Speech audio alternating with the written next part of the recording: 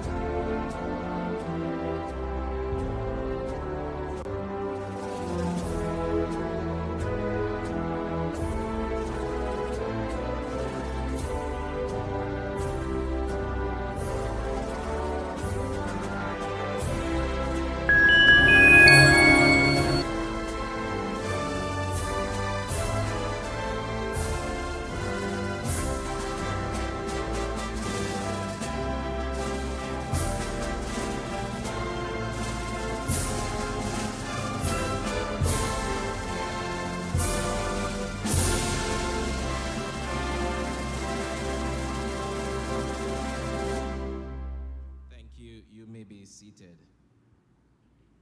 So as we begin this very important gathering, we pause to seek divine guidance, wisdom, and clarity for the proceedings ahead. We invite Dr. Lorna Thompson, National Mathematics Counselor, to the stage.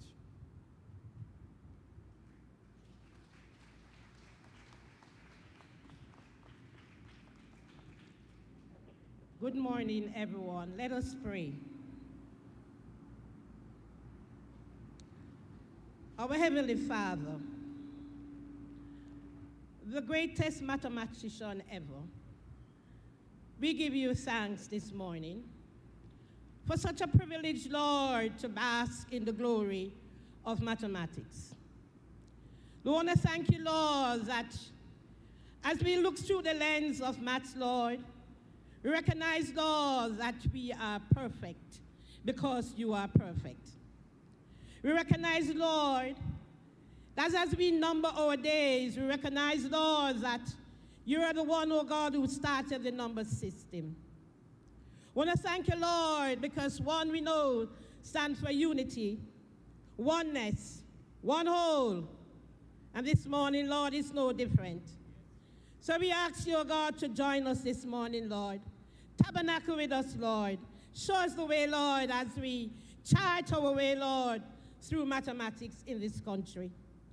Lord, we thank you, Lord, that we are not divided as number two.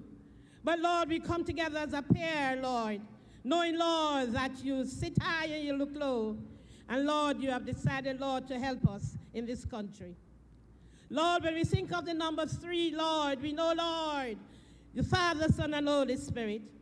But we also know, Lord, that the power of three. To the third degree, we know, Lord, that you are God all by yourself. Lord, when we look at, Lord, even the shapes around us, Lord, the squares, the rectangles, even the center of the circle, Lord, we can find a 360 degrees. So we know, Lord, that you are God and that you reign and you reign supreme. So, Lord, as a country, Lord, as we come, we ask, oh God, to just help us to continue to do our best, Lord, in charting our way. Lord, we know that there are slopes, Lord. There are slopes, but we can ascend and descend because you are with us. Guide us, Lord. Help us, oh God, to number our days. We know, Lord, there are no numbers, Lord, as it relates to algebra. It's unknown. But, Lord, you are with us. You say you sit upon the circle of the earth. And so, Lord, we thank you this morning for your goodness and your mercy. I want to thank you, Lord, for the Michael. Lord, that I've decided, Lord, to help you, help us. They're helping us, Lord, to help you, the students, the teachers, to do better at this subject. So this morning we place everything, Lord, in your hands. Lord, line upon line, you said, Lord, precept upon precept. So help us, oh God, as we chart the way, Lord. The lines will be clear. Help us, oh God, to stay within the lines and do the best we can. Father, as we come, Lord, we also ask you, Lord, to help us, oh God, to be that perfect square. Yes, Lord, the perfect measure that you want us to be. Guide us, oh Lord, to be creative. Guide us, oh Lord, to stay with you. Lord, even when we look at Pi, Lord, we know it came through, Lord, that direction that you gave to Noah. That's where Pi started. And we know, Lord, that you are in the midst. You say, Lord, when we look even at Isaiah, Lord, Isaiah 40, verse 12. Lord, that's significant, Lord. There's about 6 mathematical terms as it relates to measure, weight, and span, and scale, and balance. So we know, Lord, you are the greatest mathematician. So, Lord, help us, oh God, to be, as you said, you created us, oh God, in your image. So help us, oh God, to be these great mathematicians. We give you all the glory. We give you all the praise. We give you all the honor because you are our God. Amen. Thank you, Dr. Thompson, for that. Telling you a very mathematical sound prayer. Let everybody say, amen. Mathematically sound, I'm telling you. And even if you didn't know anything about math, after that prayer a while ago, Doctor, we are cognizant of the different areas of mathematics. And so we must register gratitude to, once more, Dr. Lorna Thompson. She is the National Mathematics Coordinator, of course, at the Ministry of Education. Put your hands together again for her, for being here with us. And of course, in our presence this morning, we do have a number of persons from all walks of life, different parts of the country, Jamaica land we love. I believe we have persons from as far as Westmoreland who will be in our midst today, and those of us as close as next door. Yes, I speak of the Woolmerians. Yes, as close as next door. Yes, just a stone throw away. Yes, and as far as Westmoreland, they are in our midst this morning. And so before we go any further, I must, of course, recognize those persons who are sharing with us and those who are on their way. We're expecting the appearance of course, the Minister of Education, that's Senator Dr. The Honorable Dana Morris Dixon, in short order. We also have our President, Dr. Asburn Pinnock. Put your hands together for him, the President of the Michael University College. We're also expecting the Vice President, that's Dr. Albert Benjamin. Of course, earlier heard from Dr. Lorna Thompson, the National Mathematics Coordinator. We're expecting also to do a very special presentation, a launch of a math link later on in our program today. And so we have Mrs. Beth Morrison, a curriculum specialist who is here with us. We also have the Dean of the Faculty of Science and Technology. Of course, one Dean, Dean Baker Gibson. Put your hands together for her. And the HOD of the Mathematics Department, she's also sitting on the platform with us here. I speak of no other person than Mrs. Jodine Shaw Ennis. So as we continue the momentum this morning, it is important that every meaningful gathering, yes, every single meaningful gathering, we must set the foundation.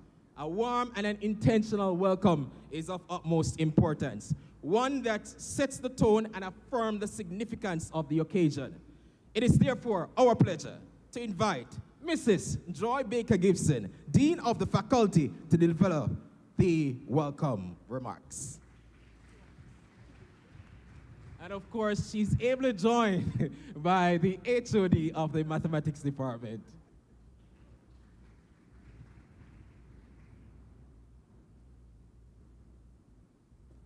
Masters of Ceremonies, Mr. Neeson Williams, lecturer in the Mathematics Department, second-year student, Lennox Johnson.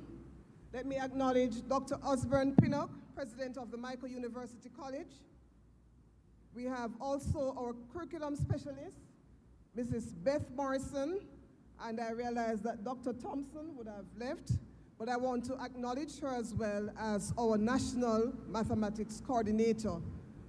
Ladies and gentlemen, colleagues, students all, good morning. Morning. I want to hear a Jamaican good morning. Good morning, everyone. Right, that's better.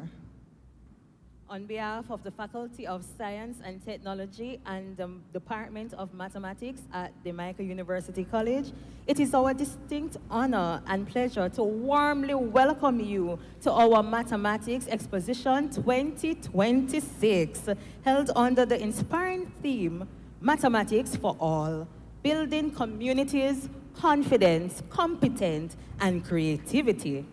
Today, we gather not only to celebrate mathematics as a discipline, but to recognize it as a powerful language that connects ideas, people, and possibilities. Mathematics is far more than numbers and formulas. It is the foundation upon which innovation is built, problems are solved, and societies are transformed. From the technology, we rely on daily decisions that shapes our economies. Mathematics empowers us to think critically, act confidently, and create meaningfully. In fact, would you agree with me that math is everywhere? Look around. Can you see symbols that represent mathematics? As the saying goes, without math, there is no Wi-Fi, no GPS, no online banking, and perhaps, most concerning for some of us, no way to calculate discounts. So think about those things. Now, allow me to ask you a few questions, and I want persons to respond. Let's pause to acknowledge the presence of our minister, Senator, the Honorable Dr. Dana Morris.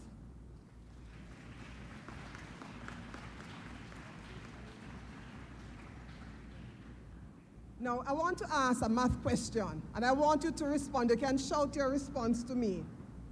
Why was the equal sign so humble? You have been using the equal sign in math when you solve problems with equations. Why is it so humble? Any response? I want to see the bright ones, quickly. You don't have to be shy. I'm going to give you the response, but think about the other question that I'm coming up with as well. It is humble because it knew it wasn't less than or greater than anyone else. True? Because we have greater than sign and we have the less than sign. Equal sign remains humble. Secondly, I want to ask you another one. Why do mathematicians love parks? We don't have a lot of parks in Jamaica, but think about parks. Why is it that they love the park?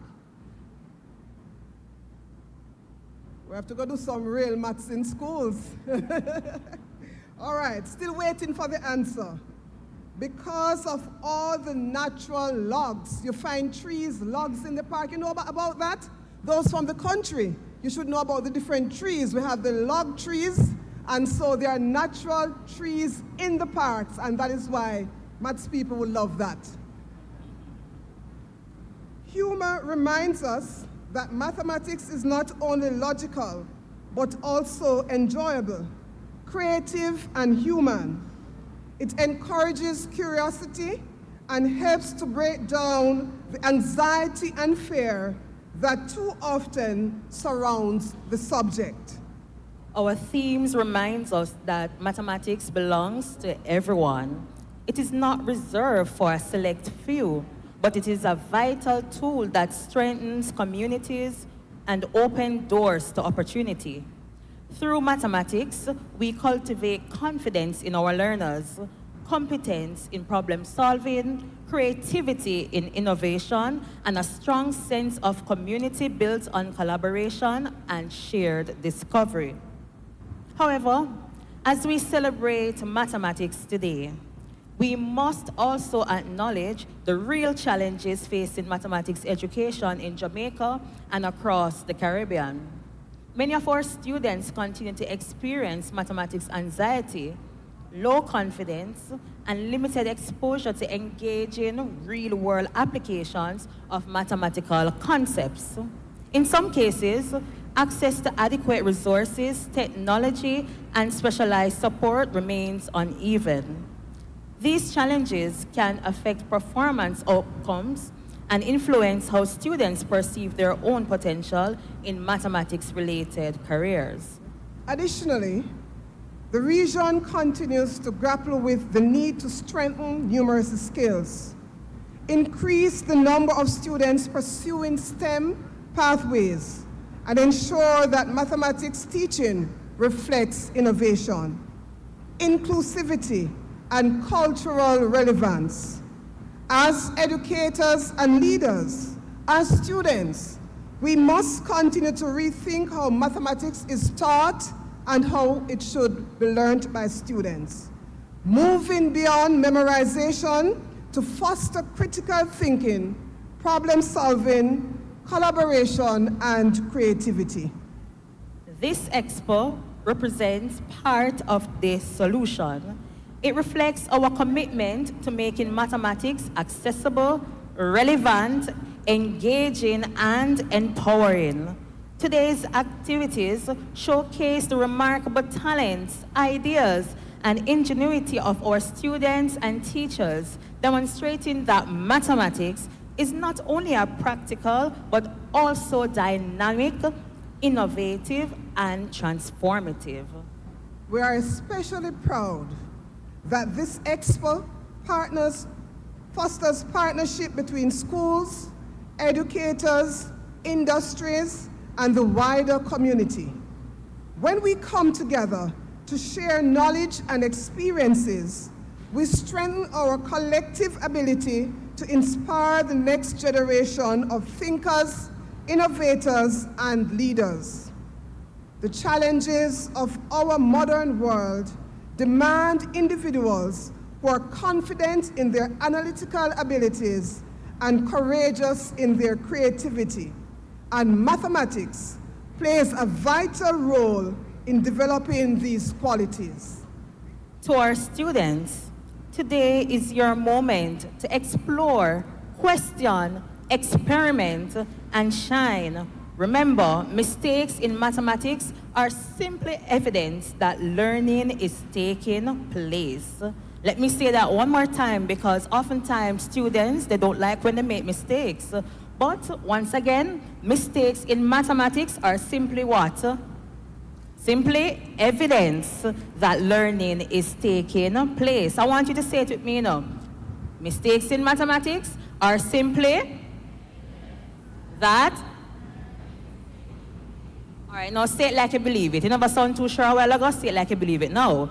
So mistakes in mathematics are? I have such wonderful, bright students with me this morning. Wonderful. Give yourself a round of applause. Or as mathematicians might say, it's not that the problem is too hard, it just needs a different approach. We extend sincere gratitude to the organizers, presenters, participating schools, sponsors, and partners whose contribution have made this Expo possible. Your dedication demonstrates the strength of our shared commitment to advancing mathematics education and empowering learners at every level. We proudly affirm our commitment to nurturing a culture where mathematics inspires curiosity, builds confidence, and unlocks creativity for all. It is therefore with great pleasure that we officially welcome you to the Mathematics Expo 2026. May today's experience ignite ideas, strengthen connections, and remind us all that mathematics is truly for everyone and not madness attacking the head slowly. Thank you and enjoy the Expo.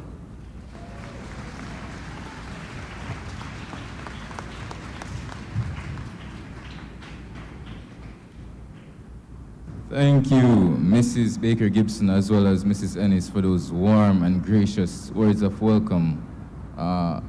Leadership plays a critical role in shaping vision and driving excellence, particularly within academic institutions. We now invite Dr. Osborne Pinnock, President, to share his remarks.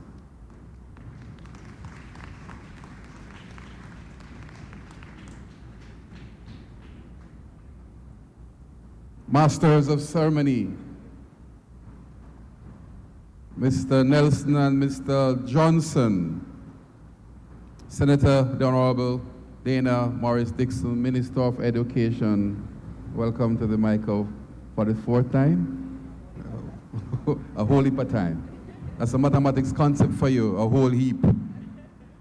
Dr. Lorna Thompson, who just left us, Mrs. Joy Baker Gibson, Dean of the Faculty of Science and Technology, Mrs. Jodine Ennis, Department Head, Mrs. Beth Morrison, Curriculum Specialist, other invited guests, of course, most importantly, our students and staff. Give yourself a hand, students, please.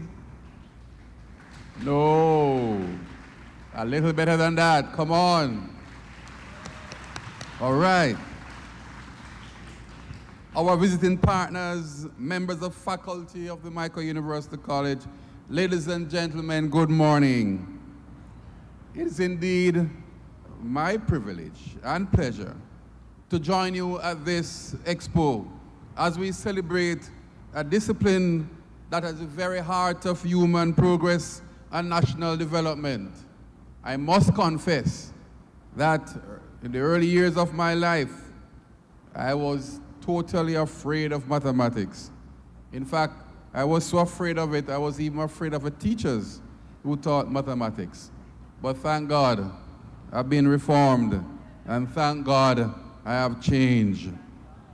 And so, as in the prayer you heard this morning, the greatest mathematician is the Lord Jesus Christ, and therefore maybe he had a part to play in my transformation from the fear of mathematics. Maths is far more than numbers, as you heard a while ago. And it's a way of thinking. The Chinese achieved a lot, and we try to emulate them. But if you want to emulate them, you have to change your culture, because creativity, mathematics, and science is simple, a culture and a way of doing things. It's all around us, as you heard before, and it sharpens reasoning. It strengthens problem solving, and it empowers individuals to do absolutely whatever they want to, because it is the foundation for all technology. In every sector of society, whether it's education, healthcare, finance, technology, engineering, and even the creative industries, mathematics play a vital and transformative role. In a world increasingly shaped by data and innovation, mathematical literacy is not just simply an academic requirement. It's a critical life skill. It enables us to interpret information, to innovate, and to respond effectively to complex challenges of our time. For our developing nations such as Jamaica, strengthening competence in mathematics is essential to building a competitive workforce and achieving sustainable growth. And this is why I support competency-based learning. Because without that, we won't know what you can do and what you should be able to do at the end of any session. Ladies and gentlemen, when mathematics begin to make sense, it builds confidence. And so for many learners, the challenge is not the absence of ability, just like myself in my early years, but is the absence of connection. Because when students cannot see the relevance, disengagement is almost inevitable. Therefore, when mathematics is grounded in real-world context, when it is seen as operating in science, in technology, in everyday decision-making, and even in the application of statistics and so on, it becomes intelligible, and it therefore becomes accessible. So this movement from understanding to confidence and from confidence to competence is not incidental, it is foundational. It speaks directly to the broader challenge we face as an education system. Mathematics education is not simply about improving examination outcomes. Listen to me carefully. It's not simply about educational outcomes. It's not the 90 and the 80 and the 100 you get in maths, but it's how you can make that kind of connection. It's about equipping individuals with the capacity to think logically, to analyze carefully, and to solve problems effectively. These are not merely academic skills. They are essential competencies that requires us if we want to develop as a nation. At the Micro University College, we are deeply committed to this mission. As the leading teacher training institution in the Western Hemisphere, we understand that the future of mathematics education begins with the educators that we prepare. And so I'm sending a signal and a word to our students that you have an awesome responsibility.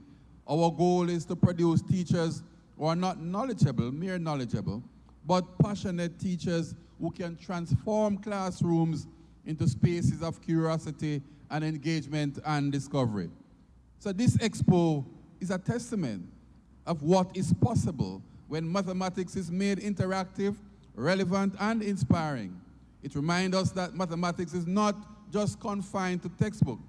It is present in patterns, in technology, in nature, and in everyday problem solving.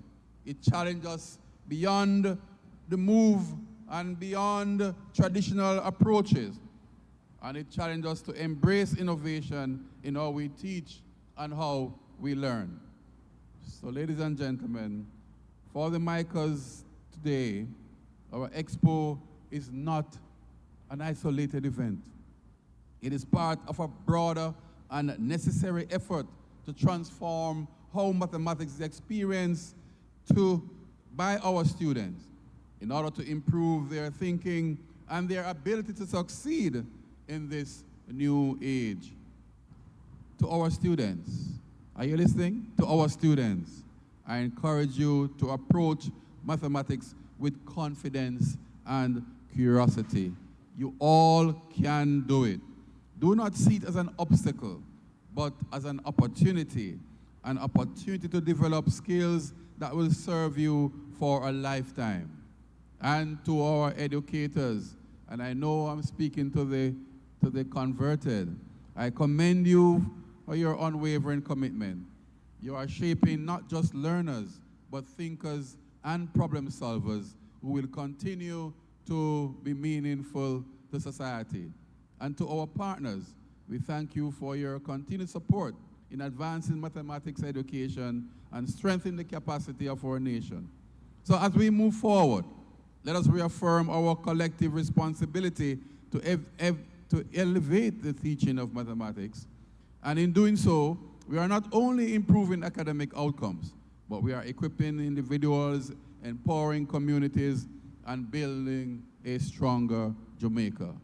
Let me once more commend the Department of Mathematics and the faculty for this important initiative, and I wish you a productive and inspiring expo. God bless you. Thank you. Thank you so very much, Dr. Pinnock. And of course, I am thankful that prayer works, or should I say mathematics in prayer works. Because if you heard or you listened keenly to Dr. Pinnock, he said that he was once afraid of mathematics teachers. But today, he's now hiring. He's now hiring a number of mathematics lecturers to make sure that he produces a number of mathematics teachers. So put your hands together again for Dr. Pinnock. And so at this time, we should be taking our remarks from the Vice President of Academics. However, he is unable to be here and has tendered his apology. That's Dr. Albert Benjamin. But nonetheless, we'll move right along because we are pressing right along, because I know you're anticipating interacting with the different personnels, the different presenters, the different booths. As you can look around you, you see math playing out as it's a part of the theme, math in everyday life. We are looking at math, ensuring that we are building communities, we are building competence, we are building creativity, and of course, we want you to have that confidence, because we find where a number of mathematics students, they are not confident. And if you look in your communities, you interact with math on a day-to-day basis. If you turn and you look at your neighbor, you're looking at math, because I often say that the mere fact that you enter this world, it's through math. There was some addition, read between the line, there was some subtraction, multiplication, there was some division. And for those of you who are biology specialists, you understand the division of the yes. So if you're a real bio student, you'll really understand where I'm going. So you are a product of math. And everywhere you go, you should be showcasing that you are a product of math. And when you look in your neighbor's face, you should see a line of symmetry. Yes. So as I look at Minister, I'm seeing a line of symmetry. And it's passing right down through the nose right here. That's a line of symmetry, right? On the left eye, you have your right eye, your left eye. Yes, your face should be balanced. And of course, your ears, they're not imbalanced. If they're imbalanced, then I'm praying for you. But of course, we are math. And so at this time, it is indeed my honor to introduce our keynote speaker. I'm sure you'd have seen her on your television. You see her at the different press briefings. I've never seen a number of press briefings in my life, every Wednesday. Oh my goodness. Every minute, she would have overworked after Melissa. Sometimes they're wondering where they get the energy, the consistency to continue. Senator, Dr. the Honorable Dana Morris Dixon is Jamaica's Minister of Education, Skills, Youth and Information, with a distinguished background in academia, public service, and business leadership. As a Fulbright scholar, she holds degrees from the University of the West Indies, a PhD in international studies, and executive training from Harvard Business School. She has held senior leadership roles in the Jamaica National Group. So if it is that you need money, and key public sector institutions where she led major national initiatives, including financial sector transformation and national risk assessment efforts. With a strong foundation in economics and analytical thinking, along with her early career as a university lecturer, mathematics sits at the heart of what she does in innovation, problem solving, and national development. Her ongoing work in education reform and skills development continues to shape the future of learning in Jamaica, land we love. Ladies and gentlemen, boys and girls, our keynote speaker, Senator, Dr. the Honorable Dana Morris Dixon. Thank you for that introduction. That was lovely. Good morning, everyone. I have to acknowledge some individuals, and I have to say thank you for that lovely introduction. Dr. Asburn Pinnock, president of the Micro University College, and I'm glad that God found his way to your heart to make you love mathematics. Mr. Rudolph Sewell, Vice President of Administration here at the Micro University College. Dr. Lorna Thompson, National Mathematics Coordinator in the Ministry of Education, Skills, Youth and Information. Mrs. Dean, the Registrar here at the Micro University College. Mrs. Joy Baker Gibson, Dean of the Faculty of Science and Technology. Mrs. Jodine Ennis, Department Head Mathematics, both here at the Micro University College, and the rest of the team from the department and also the faculty. Mrs. Karima Mondel Thomas, Regional Mathematics Coordinator in the Ministry of Education, Skills, Youth and Information, all our teachers, all our students, members of the media, another wonderful good morning to you all. All right, let me begin by expressing my appreciation and gratitude to the Micro University College and especially the Department of Mathematics and the faculty and staff and students of that department and everybody who was involved in organizing this Mathematics Expo. And thank you for your kind introduction. I have to say that I'm here, Dr. Pinnock, because one of your teachers insisted that I come. And that was Cheryl Lou, and I see her right there in the front. She insisted that I come. And one of the reasons I said yes is because I've been able to see her teaching, and she's excellent. Absolutely excellent. And so I know that your programs are excellent because I've been able to see it through my own eyes. And the person she's teaching is a little bit like you, Dr. Pinnock. Not really into mathematics, doesn't think she's good at it.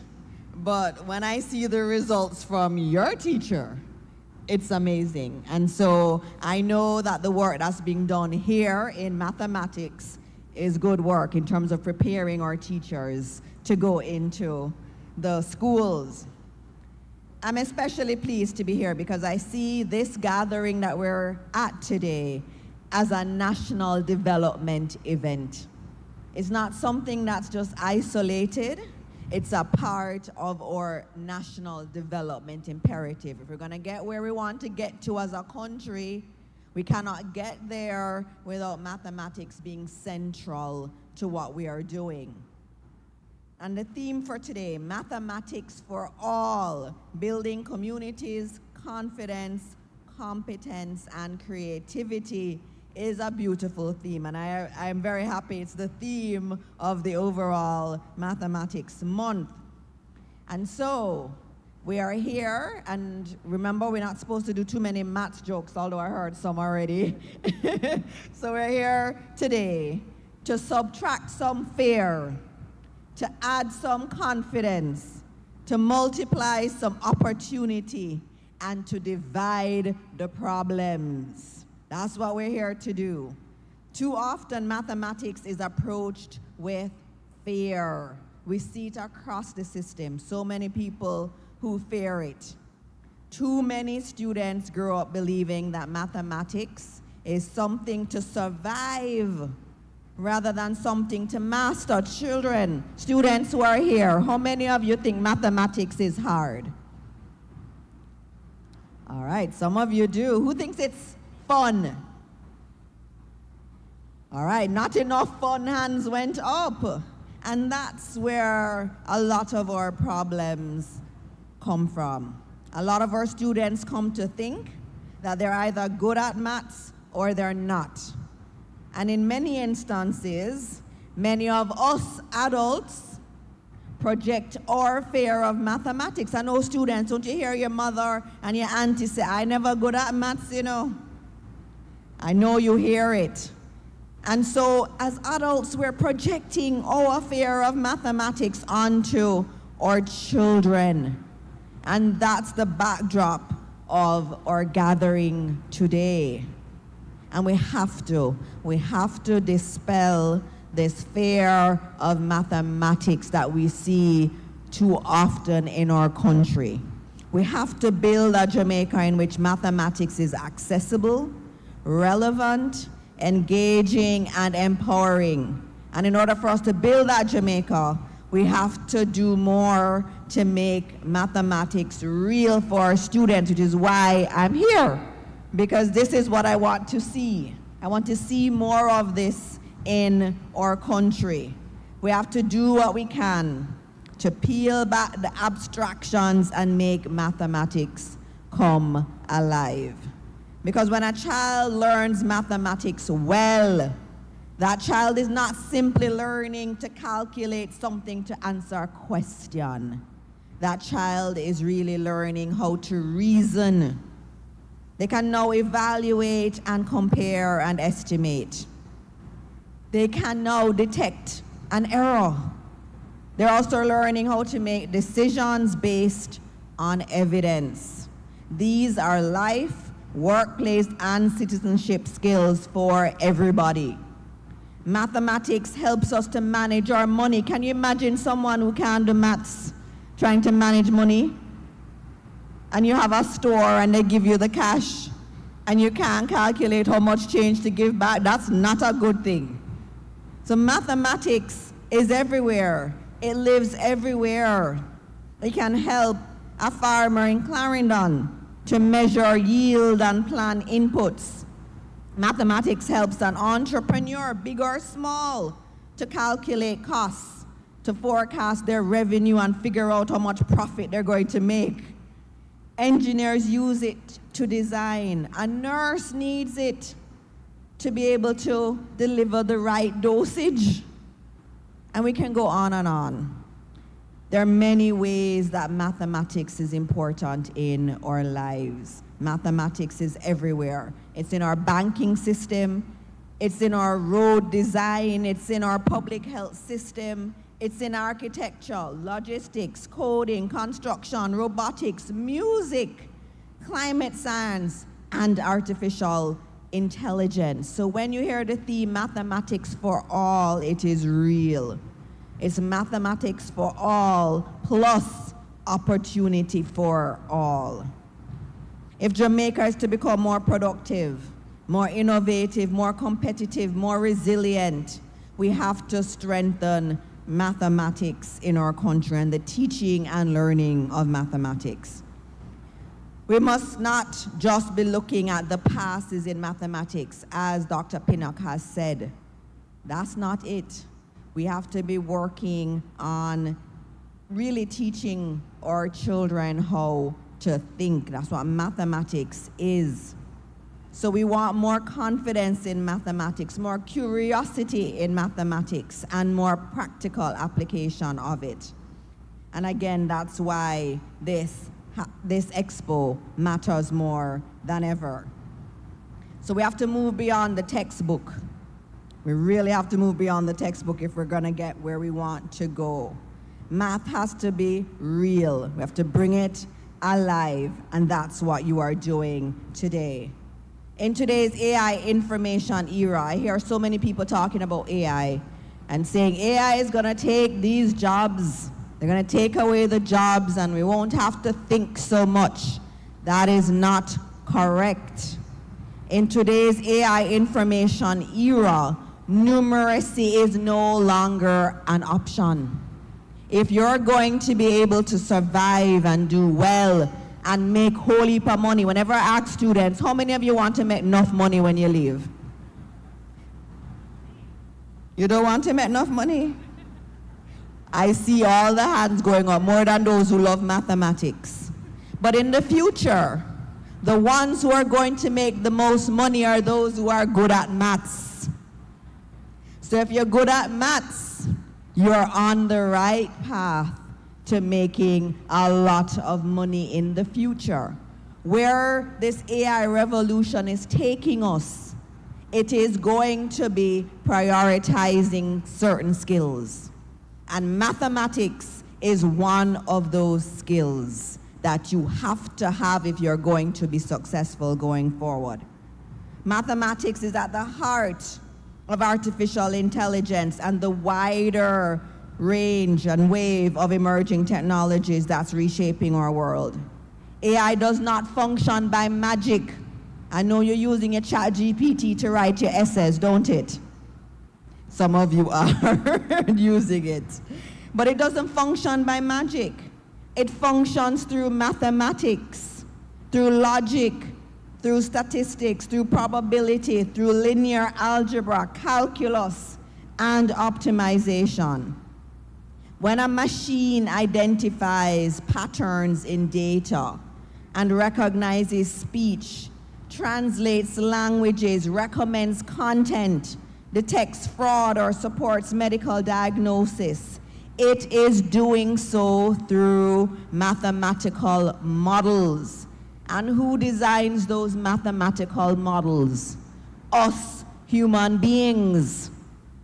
So AI and this AI revolution we are seeing is created by mathematicians.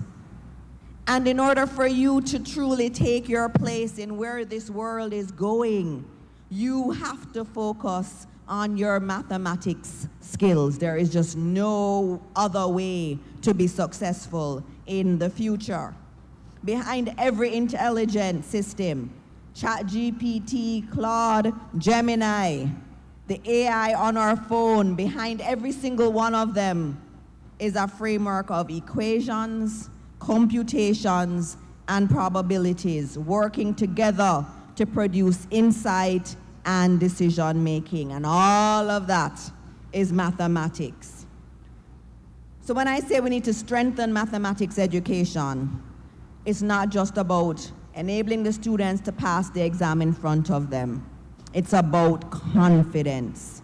Because with the right confident background in mathematics, we're preparing Jamaicans to understand, use, and one day build the technologies that will define our future. That's your goal. Your goal is to build the next ChatGPT or Gemini. That's your goal. Not just use it. The students who are comfortable with mathematics today will definitely be better positioned to become the innovators, the coders, the technicians, analysts, engineers of tomorrow. And so that confidence building is what we have to do. That's really the goal in the Ministry of Education, what's happening here at the Micro University. And that's what today is all about, building your confidence in mathematics. So we have to continue on this way, in this work that we're doing.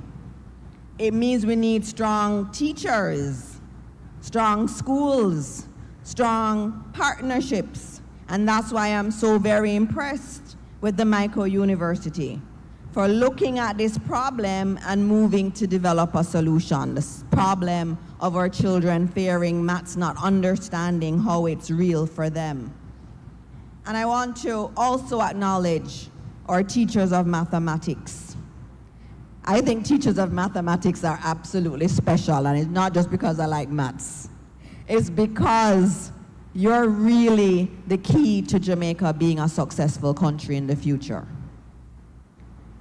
The disciplined mind that students are developing because of you is incredible. And I've seen some maths teachers in action in schools, and they're doing some fantastic things using the manipulatives and just trying different ways of imparting mathematics. And so the teachers who are here, I salute all of you. And I know how hard it is, especially when the students come before you and fear the mathematics. But you're doing good work. And we've seen the improvements in our mathematics scores, and it's because of you. And so I thank you for that. And I also have to recognize those who are training mathematics teachers. We have the STEM scholarships that we see in action right here at the Micro University. And Dr. Pinnock told me when he started, the mathematics department was one of the smaller departments. And now it's largest department. That is absolutely fantastic. You need to clap, Michael. The Micro University is doing fantastic things. This is how you align with government policy. This is how you align with national development. And so having mathematics department in our most esteemed teachers college, right? Our most esteemed teachers college being the largest department says that the Micro University understands the imperatives for this country's development. And so the STEM scholarships are actually changing the trajectory of things. And so when things are done like putting scholarship programs in place for particular areas, it works. And we've seen these STEM scholarships work in conjunction with government policy.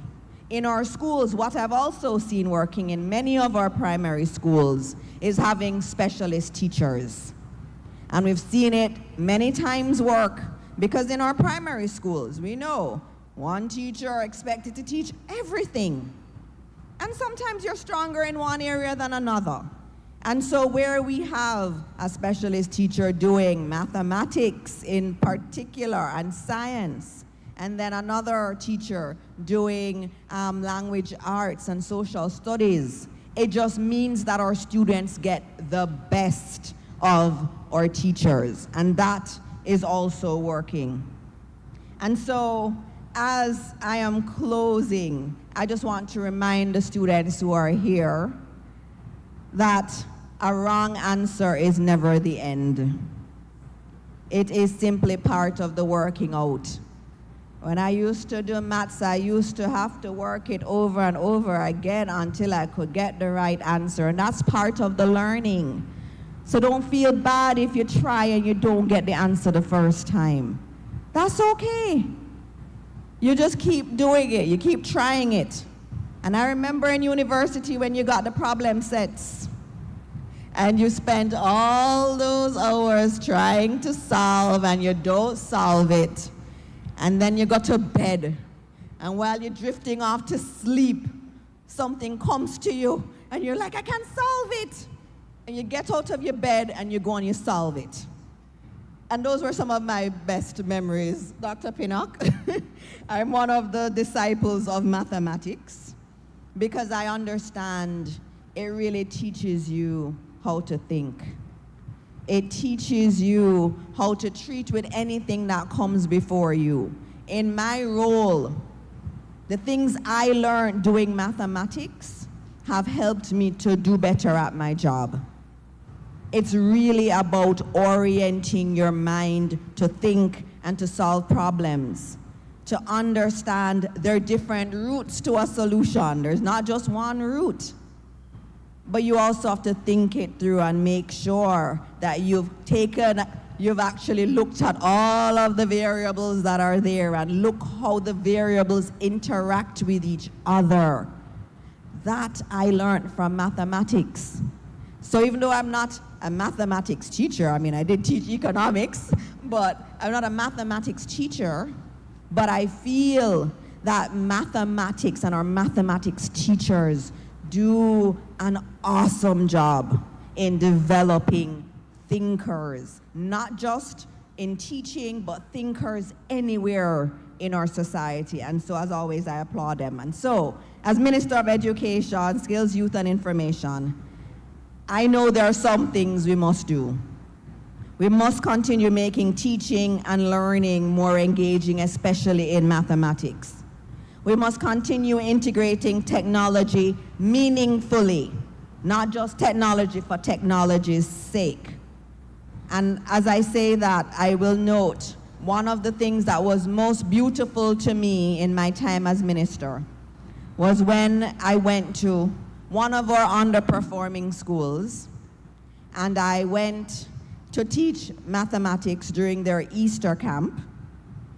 And I went on a tour of the school, and they had a beautiful room, which was their mathematics resource room. And they told me that in that room, they had this huge television, and that was used to interact with Michael and the teachers here at the Michael University to help to teach some areas where the teachers at that school were struggling. That's technology that is useful. And I applaud the Michael University again for innovation like that. Because we don't always have the best mathematics teachers, and sometimes the teacher may be struggling with a particular concept. But being able to tap into the resources at an institution like this is important, and that's how integrating technology meaningfully really works. We also have to continue supporting STEM and innovation. We have to continue building bridges between classroom learning and real-world opportunity. Because when students understand why they are learning, they're more likely to believe that learning matters. And so today's Expo is helping us to bridge that gap. And if we're serious, really serious about building Jamaica's future, we have to be serious about building mathematical confidence and competence among our people. And I hope that today's event adds up to something truly special. I again commend the Micro University College and the Department of Mathematics for this excellent initiative. May this Expo inspire many young minds, strengthen many learners, have some of our young people want to become mathematics teachers. May we also deepen our national appreciation for the power and the promise of mathematics. Thank you all, and may God bless all of you. Thank you.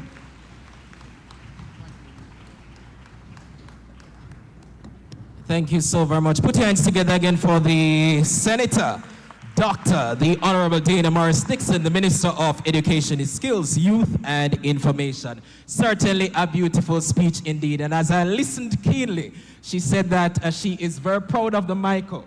So I know that at some point in time, we're sending over a performer invoice, man. At some point in time, we're sending over another performer invoice, right?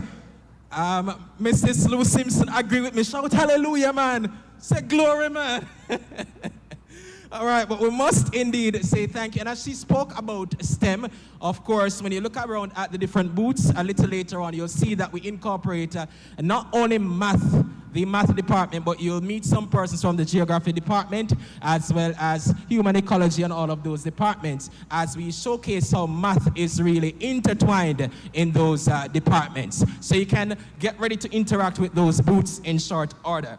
But before we get to that, I must invite at this time to register gratitude on behalf of the Micro University community, Miss Dorian Bennett, first-year student in the Department of Mathematics, as she make a presentation to our minister.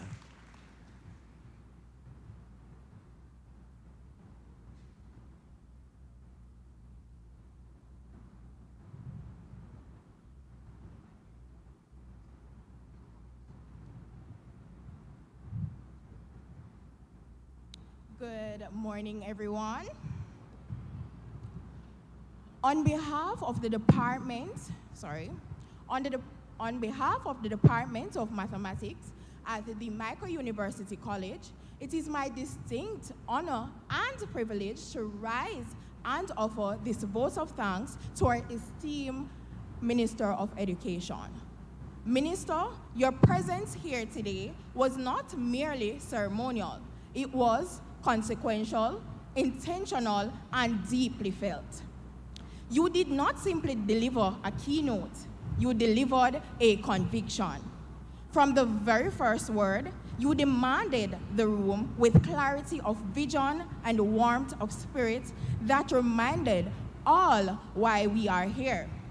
Your presence and partnership reminds us that mathematics is not just a subject confined to the classroom, but a critical skill for the future, especially in the rapidly advancing age of AI and emerging technologies.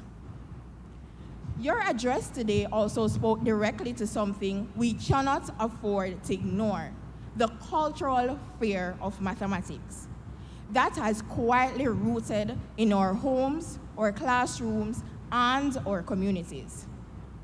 Too many of our students enter into math classroom already defeated, and it is not because of lack of ability, but because somewhere along the line, a parent, a teacher, a neighbor, or even a well-meaning adult told them, math is not for everyone.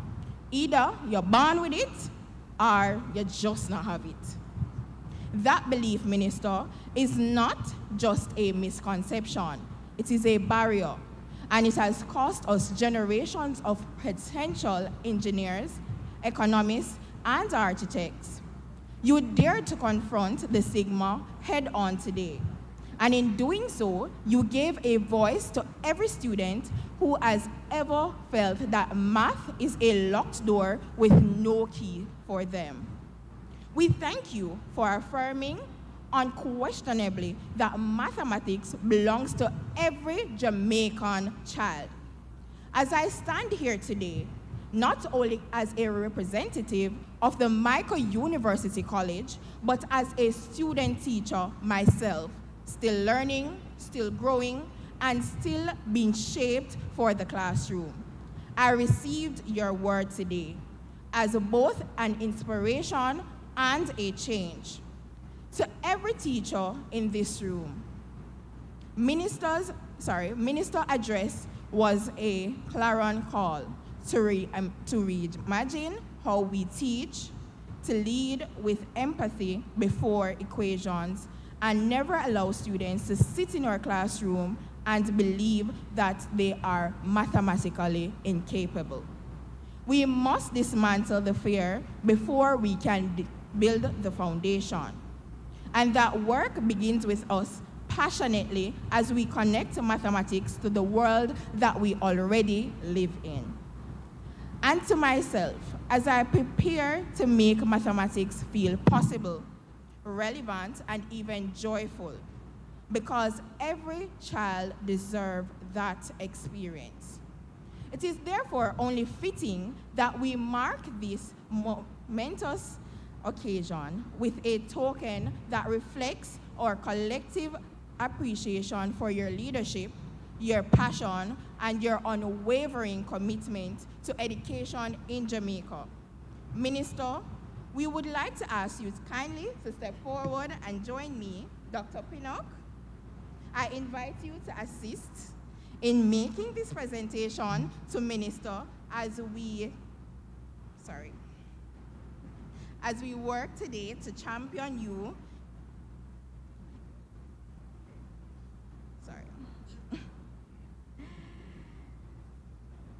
So we made this special presentation. We wish to make you a small symbol of our enormous gratitude and a reminder that the work you champion today will echo in the lives of our children. Ladies and gentlemen, please join me in one final resounding round of applause for our Honorable Minister of Education. A champion for our students, a friend to mathematics, and a true servant of our nation. Thank you once more, Dr. Senator, the Honorable Dana Morris Dixon.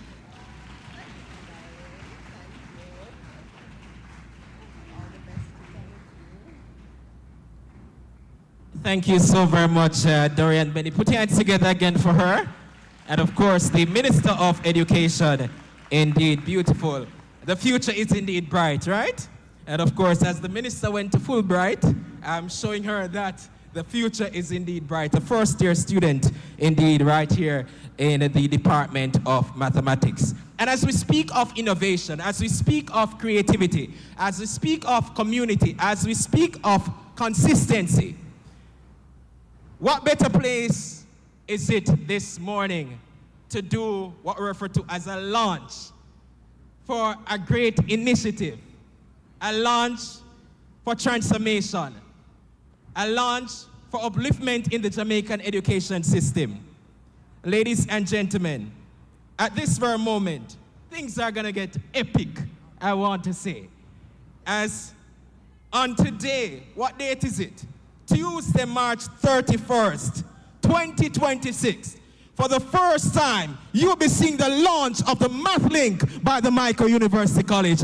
And ladies and gentlemen, help me welcome Mrs. Beth Morrison, curriculum specialist, who will be launching this Math Link in our Math Expo 2026. Thank you. Welcome and good morning. I want to, before I get started, just give a quick shout out to all of the amazing students and students who are here to show out and show off all of the work that they've been doing on. And I also am looking forward to showing off a little work that we've been doing here at the MICO. I was in a meeting recently, and we discussed the fact that we wanted to have a review session for CSEC, so a day where students could come and practice. And I said, that's really cool, but wouldn't it be better if we also could give them something to take with them? So with that in mind, we began to develop something that we call our tutor links. And the very first one we did was a math link. So I didn't want this to just be test prep though, right? So we were very conscientious about making this a tutoring app. So here you'll see our portal. We've actually developed 6 of the tutor link apps so far. And so we've got ones for physics, geography, chemistry, biology, math, and English. And if you go to the tutor link, it will launch up a special AI CSEC tutor. All you have to do, anybody can use it. It's open to the public, it's free, and it is brought to you by MICO, obviously. It comes, right, with a full tutoring ability. So you can ask it to, to teach you about a topic. You can ask it to give you a quiz. You can ask it to go over paper 2 questions with you. So for example, right here, work on a topic, solve a CSEC exam question, take a quiz. It will also remember what you're good at and what you're not. So if the more you use it, the more it's going to help you. Every time you go back in, it knows what your, not mine, but your weak subjects are. What did you struggle with? What were you, or even just what were you working on last week? So we're really hoping that this is a great opportunity for students to be able to get some individualized attention and really begin to develop that math confidence that everybody keeps talking about. So what's the subject you want to know about?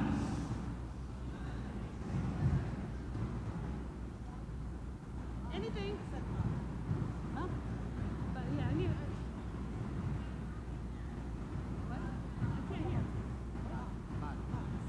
I need a specific subject. Anyone want a specific topic? Algebra. So all I do is type in algebra, and it's going to, good choice. It's one of the most important topics. Which area would you like to work on? Well, I'm just going to say all. But it lists out the different topics on the CSEC syllabus. So the entire tutor is aligned to the CSEC syllabus. It is specific to CSEC at the moment. So if you ask it to teach you physics in the math link, it will tell you no. If you ask it to do calculus, it will tell you no. It will tell you that those are great subjects, but let's focus where we need to focus today. So here's the plan. We're going to work through algebra systematically. So it builds you from the basics all the way up to the different style, harder style questions. And you really think of it as a full algebra workout, it says. So this is, like I said, an opportunity. Here's my roadmap. Those are the topics we're going to cover. As I said, it's not just test prep, it's a tutor app. So it's going to ask me a question. Expand and simplify. It does have a read aloud function. We are in pilot mode. The new version is going to roll out on Tuesday. And I will tell you that the read aloud works, but the voice, I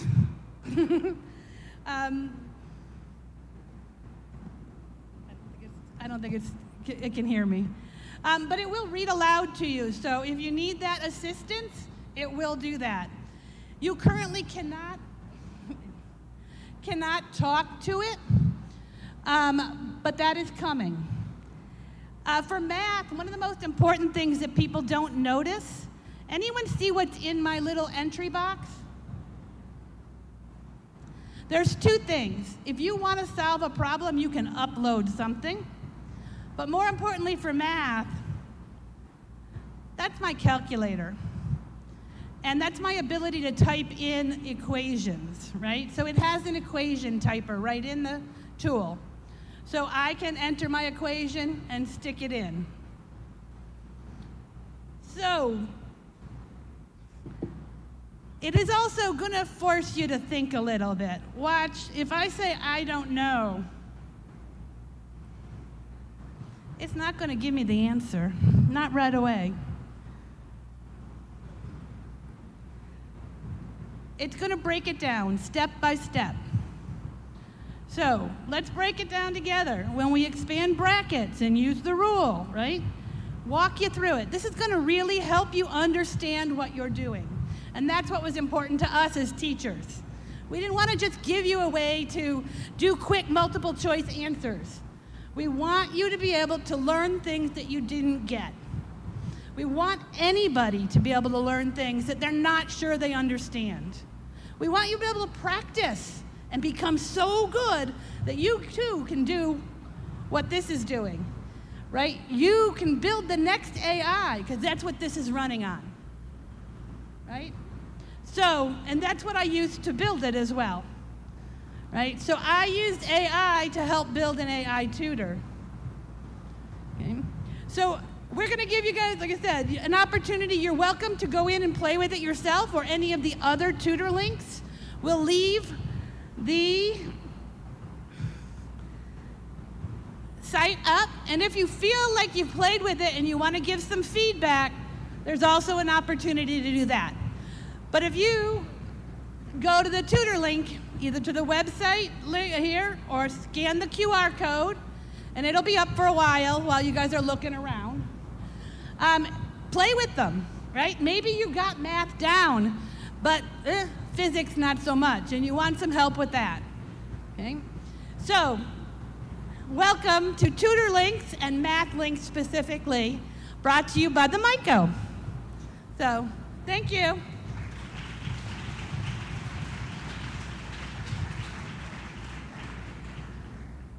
Thank you, Mrs. Morrison, for that insightful presentation, introducing us to a new artificial intelligence platform to help students not only learn mathematics, but also other CXC subjects that they might challenge with.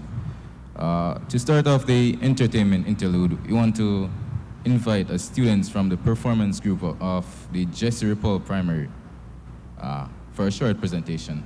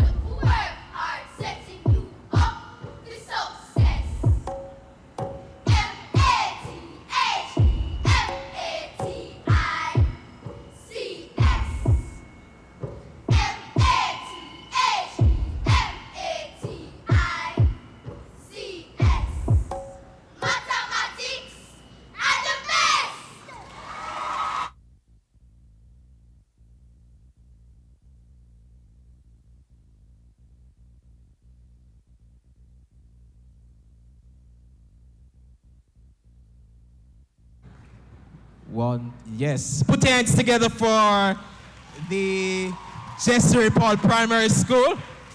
My mathematics is the best. There's no question about that. And if the children, they say that a child shall lead them. And if the children can say it, my, I have absolutely no doubt that, of course, math is the best. Are you convinced this morning? Were you convinced? Put your hands together again for them.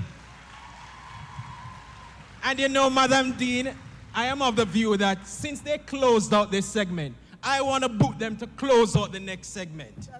I think they should come back at the end of today's session just to close us out and to remind us that mathematics is indeed the P-E-S-T. It's a spelling competition. Thank you so very much. And of course, I'm going to invite my co-MC, Mr. Lennox, back up here to the lectern as we are getting ready to go into our interactive session. This is where you'll be interacting with the varying booths. And so it is very interactive. And before we get to that, I must remind you that the Ministry of Education is still offering scholarships for persons who want to be math educators. Of course, you can apply through the Michael University College. So teachers from your respective schools, you identify some strong math students. You can, of course, tell them that the Michael University College is the place to be. And they don't need to worry about the tuition because the Ministry of Education will be making sure that it's comprehensively taken care of. So if you see a student around you, make sure you leave that information with us. A number of schools are here with us, and as we're getting ready to go into this interactive session, this segment brings our theme to life as participants will demonstrate how mathematics connects with real-world applications, innovation, and problem solving. I will be navigating a couple of the booths with the minister to interact with the different personals or the different groups to shed some light as to what is this model about. We have virtual models as well as physical models because we have physical students or face-to-face students here at the Michael, and we also have online students. So the online students, you look at the back of the gymnasium, you'll see the screens down there. That's because we have the virtual students who will be presenting in that regard. So at this time, we'll be going into that session, and I invite you to cooperate with us. Any booth you want to go to, you'll go, but the minister will be leading the charge at this time in order to navigate the varying booths. But before we do so, we must make welcome, or should I say identify some of the schools that are here. And I see a number of schools. Let me check the list to make sure I have the updated list with us. Mr. Johnson, lead up with the schools that are here with us this morning. All right, so first we have St. Hugh's High School. So make some noise for St. Hugh's. All right, so St. Hugh's. We also have Woolmer's Girls. Jesse Paul Primary. We also have Kingdom Kids Prep. Holy Childhood High School. We also have Gainsted High School. Norman Grands Primary. We also have Haile Selassie. Charlie Smith High. We also have in our midst the St. George's College. Kingsway High. Of course, the school on Constant Spring Road, Mulgrove High School. Holy Rosary Primary. We also have the gentlemen of Red Hills Road, Calabar. And last but not least, my favorite high school, because it's the one I attended, York Castle High. Oh my goodness, but I'm seeing an updated list. We also have in our midst Seaforth High School. We also have, if memory serves right, Morant Bay High School. And of course, we'll be closing out with a school next door, Woolmer's Boys. I'm still awaiting the updated list, and so we say a big thank you. This is how we pull the curtains down on the first segment of today's Mathematics Expo 2026. Of course, it is under the theme. Yeah, we are building each and every one of you. Building math, yes. building communities, confidence, competence, creativity, the 4 C's. And of course, we are giving you the opportunity to see what is happening on the ground. Of course, this is how we pull on the first segment as we know, going to the interactive session. And of course, just to note, we may have some quiz competitions going on throughout the day to interact, or should I say, bring the challenge on. As you know, it's school challenge quiz time in Jamaica land we love. All right, let's make our way to the booths. Minister, get some music on this side.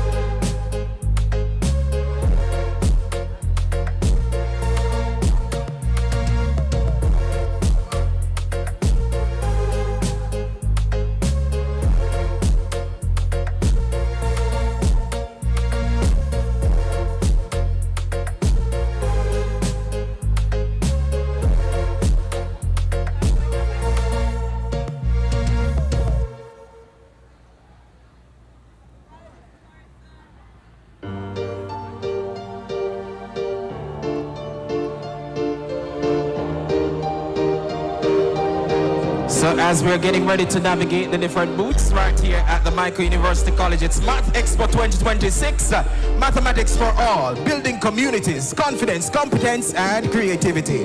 And of course, our focus this morning is on the different strands. We have numbers, geometry, statistics, and probability, as well as measurement and algebra. I'll be hopping over to a couple of the booths in short order to see what's happening in your neck of the woods.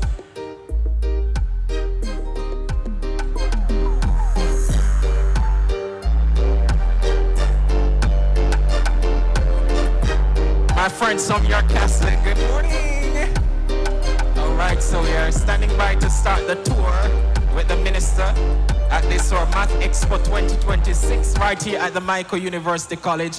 Of course, the Ministry of Education also has a booth. We have different groups from the mathematics department as well as other areas of the Faculty of Science of Technology who are presenting today. So you can hop around, see what's happening, and of course I'll be going to a number of booths with the Minister of Education in short order.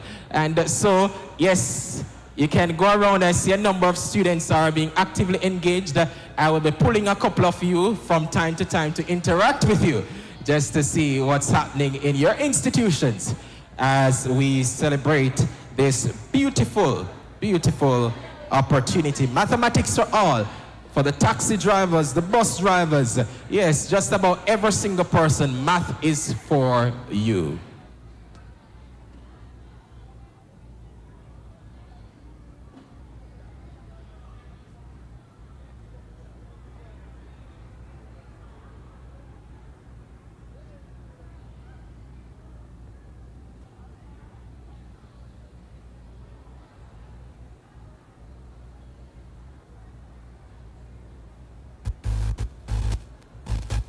All right, you can keep the instrumental in the background as we continue.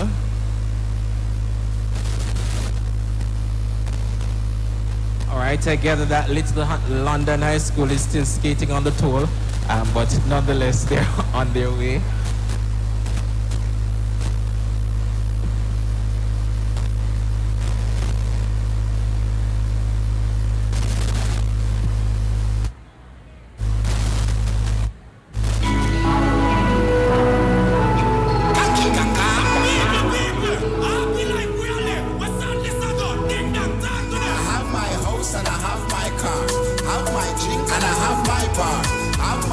And I don't want war. Have my riches, I don't need. Alrighty, so we're about to make our way over to the first booth at this time with the Minister of Education. It's Mathematics for All, Building Communities, Confidence, Competence, and Creativity. And so we are at our first booth. Kindly take me down on that side. Take me down on that side. All right. So we're at the first booth. Can you tell us about this booth? So today we have right here a community called Silo Community, which is a community in the St. Elizabeth Parish. So we created this as a tribute to the St. Elizabeth Parish to remind them that we're still with them, they are still within our minds, and we're still thinking about them. So we have a small tribute over here for them, as the project is based on that, right? Paired with this is also an app that allows students to interact at the different locations. So this right here is a security post. We have questions. The app can be scanned right here. I also have it presented right here on my computer. Hold on for me, please. All right. So the app allows students to pick different roles within the community. So we know in the Jamaican community, we have our shop owners, we have police officers, our students, musicians, coach, and community leaders. Whether that be your pastor, youth leader, whatever it is, right? So they get an opportunity to choose a character, write their name there so that the teachers using the app or facilitators can really see what's happening, right? So my name is Dorian, by the way, so I can put in my name right here, Dorian. I can choose to be coach. Whatever. I want to be a coach today, no problem. All right, so start the adventure. Start your adventure. So this app keeps progress of each location, starting with the security post. Now, at each location, there's a particular scenario. For example, at the security post, the scenario is, or it reads, at the entrance of the silo community, a collection for the community dance, one up. So this is the poster for the dance that's keeping. If you miss it, you miss it. Each attendee pays X dollars for a ticket, along with mandatory security fee of $25. The total amount paid by 3 attendees is $125, right? So that is algebra really integrating within our community of something that can actually happen. So we are showing students that, yes, you probably think, why do we need math?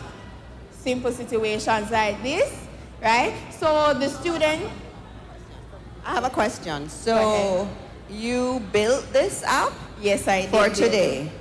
For today. Oh, wow. So when you become a teacher and you have complex areas that the students don't understand, you'll just go build your own app and say, come, yes, let's go definitely. experiment. We do solve our own problems right here at the Micro University. When I come to your classroom, I want to see some apps after you graduate. Yes, definitely. All right, so I'll just give up the answer for this question right here to show you what else our app does, right? So the answer is 95, and you roll and submit. So the dice not only gives the student what to do going forward. We don't want to just have a classroom where students simply solve questions and move on. How did you arrive by your answer? Communicate with your classmates who is struggling. How can I assist you, right? So this one says it rolls the number 3. It requires the students to solve the equation and explain the equation step by step in words to their peers and teachers. So when you submit your answer, you don't just submit it, you do your explanations as well. Then you can go to a next location. So your next location is a townhouse. So these bigger houses are called the townhouses, and then the smaller houses are called the duplex, right? So those are our other locations. We have similar scenarios, and also for each character, there is a different way of approaching the question. So that really makes the students intrigued. How do I feel as a coach, a community leader, whatever it is, right? So that really sums up what we have going on today. Wow, awesome. So it is mathematics for all, and this is a community that we have here. Yes. And it's focusing on... Good job. Good job to the team. right. I'm very impressed. Thank you so much, and thanks for coming. All right, awesome. Thank you so very much. And the strand is indeed algebra. So the strand is indeed algebra. We're going to go to one of the digital booths at this time to see what's happening on that side. So we'll be going to one of the digital booths, Minister. All right, one of the digital booths. Thank you. We're going this direction. All right, I see a number of students interacting with the different booths, the different strands. We have measurement, geometry, probability, and statistics. We have algebra.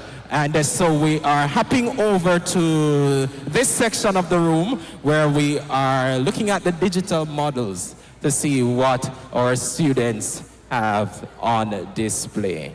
All right, which of the booths that we're working with? Okay, all righty. All right, ladies, just a second. Thank you. Let's see what's happening over here as we make way for the Minister of Education. All right, so I say good morning to you. Talk to us about your booth. All right, good morning, Minister.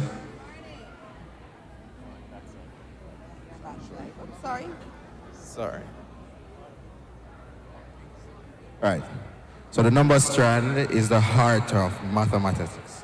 It's all about understanding numbers, how they work, and how we use them every day. We developed a game called Market Madness. It was created as an exciting way to bring math to life by connecting real-world concepts from each grade level into one fun, interactive game. It perfectly fits the theme, mathematics for all, building communities, confidence, competence, and creativity. Because it encourages players to work together, boosting their confidence as they tackle problems involving ratios, compound interest, approximations, prime numbers, and more. The game builds confidence by challenging players to apply what they've learned in practical scenarios, while sparking creativity as they strategize and make the decisions in a market setting.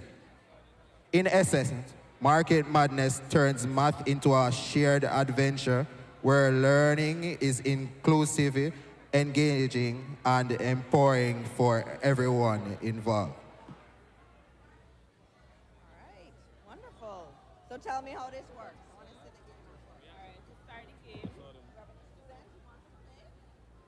Find me a nice, smart math student. Where's my young Calabar friend? There he is, in the red shirt.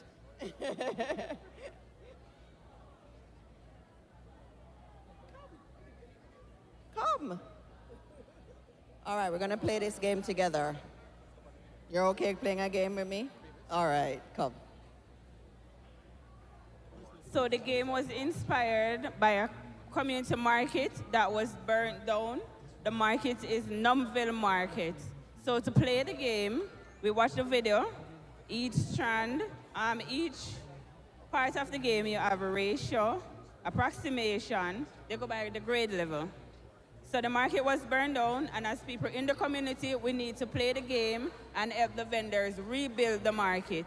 Each time you answer a question correctly, you get some points. The person with the most points, you donate it to the market and rebuild the market.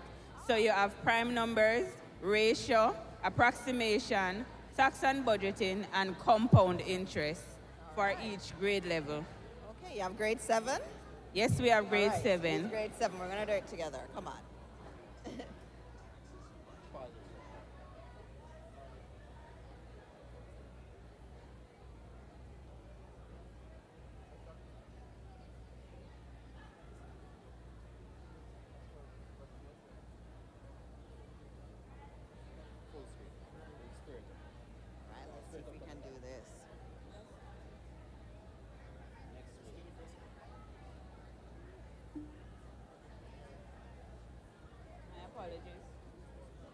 So for grade 7, we have the prime numbers. All right. Yes, grade 7. So you enter your name.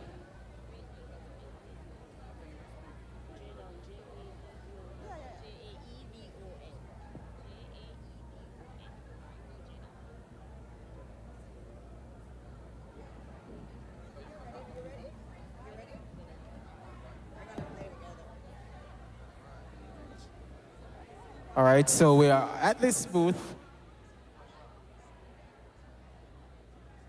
So you can go ahead, Jaden.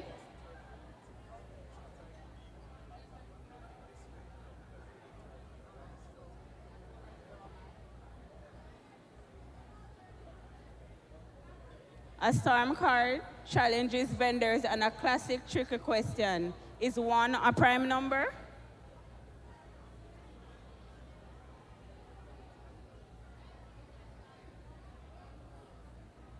Submit.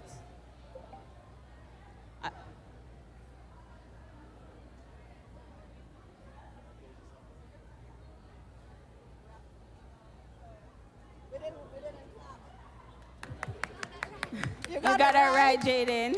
Good try. Right. Good job, Jaden. Why is 1 not a prime number? Well, a lot there, 1 can go into basically every number, so it would not be considered a prime number. Oh, wow. Okay, is he right? Yes, he is. All right, go. Good job, Jaden. Jaden is a top math student at Calabar, you know. Which pair are both prime numbers? A, 4 and 7, B, 3 and 11, C, 9 and 13, or D, 6 and 7? All right, so as you're finishing the challenge on this side, congratulations, congratulations, congratulations, Jaden. All right, and I think we have a construction site to our right. Yes, we have a construction site. Just 60 seconds here, Minister. Talk to us about what is happening here. 60 seconds. I'm so happy that you have recognized that this is our construction site. It is representing our mathematical measurement processes. So as you can see, we have our runway right here, our road, and our bars. Now, on our construction site, you see cones that are representing different challenges. And as you also recognize and realize that all of this is incomplete. So the cones that we have here, they are accompanied with a QR code. And as we scan these QR codes, we're able to recognize where do we move on to complete the construction model here. So we have questions ranging from grades 7, testing from grade 7 to 10 level.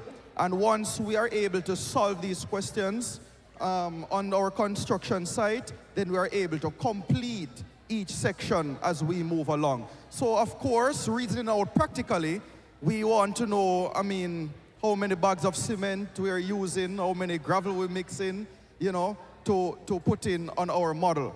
So if we look on our screen here, we see a video that is showing a more in-depth and detailed run-through of the construction site.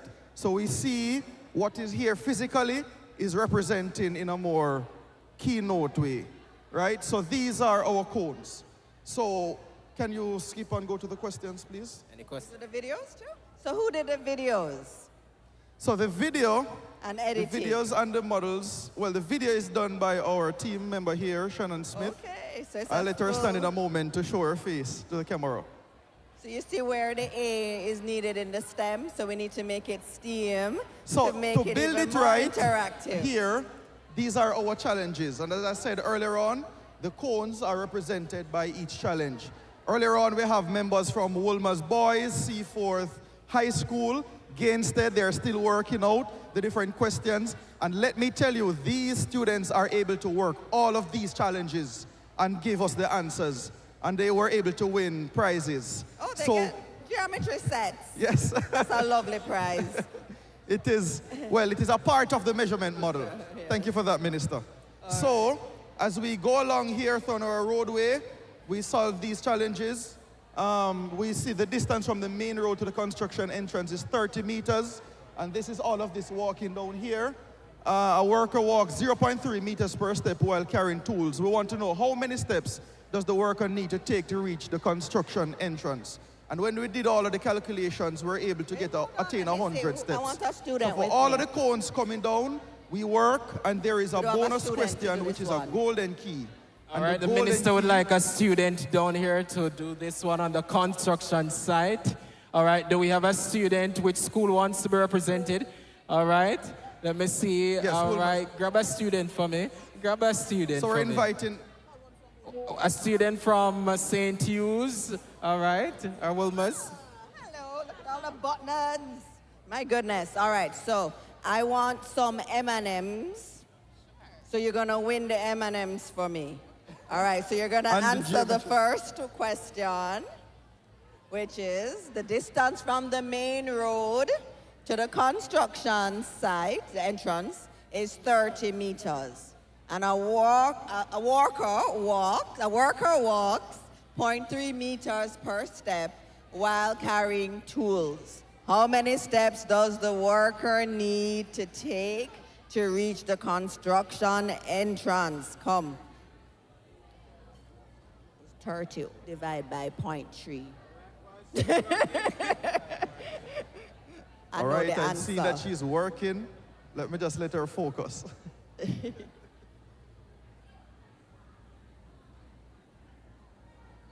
The minister must get the M&M. It's 30 divided by 0.3. We're just going to calculate it now, right? She's doing well. I hope Minister didn't She make her is. feel too nervous. Well, she's okay. Very good. She's carrying over, yeah. Moving the decimal point. 10 meters. No. How many? Now remember No, what no, the no. question is It's asking for now. 100. From the main road to the construction Yeah, man. is 30 meters. A worker walks 0.3 meters per step while carrying tools. Yeah. How many steps does the worker need to take? Oh, how many steps? Yeah, how many steps? So divide the 30 by 0.3. So you're trying to I have find an out how answer. many steps. Do I get the M&Ms if I give the right answer? If you get it right, sure. 100. She heard, Minister. Let me show you how I got there. Let me show you what I did. I did. All right, so the minister is winning for herself over here at M&M, and will be going to a robotic Right? So there are a couple booth different in ways to think short it through. order. No, I did it just mentally. So I need to get to 30, and I'm here at 0.3. So that's in terms of mental working it out. So I was like, all right, I'd have to go one. So we're still here at Math I know that Expo was 100. 2026. I know that that's not the right way to Mathematics for teach all. it, but that's the way I mentally do it. But they're going to show you. But you know how to do it. 0.3 into 30. But you could even 3. Put it, what would that be? Very good. And then you divide, yeah. Right.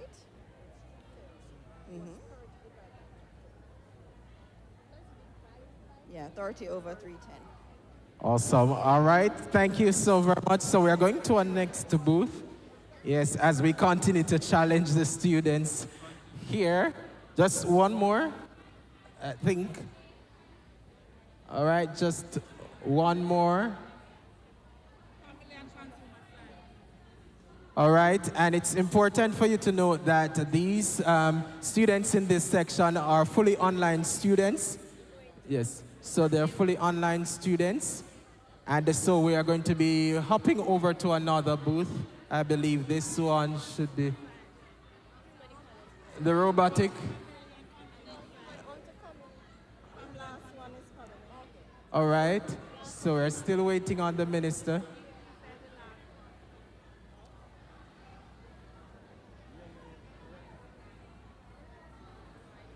All right, let's see what's happening over here.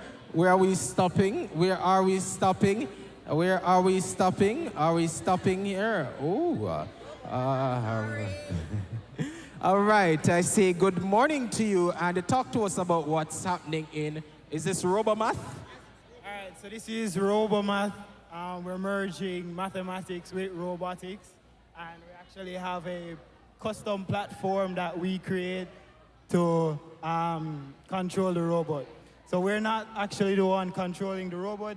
The camera that you see here is actually looking at the robot, and it's going to move it in our arena.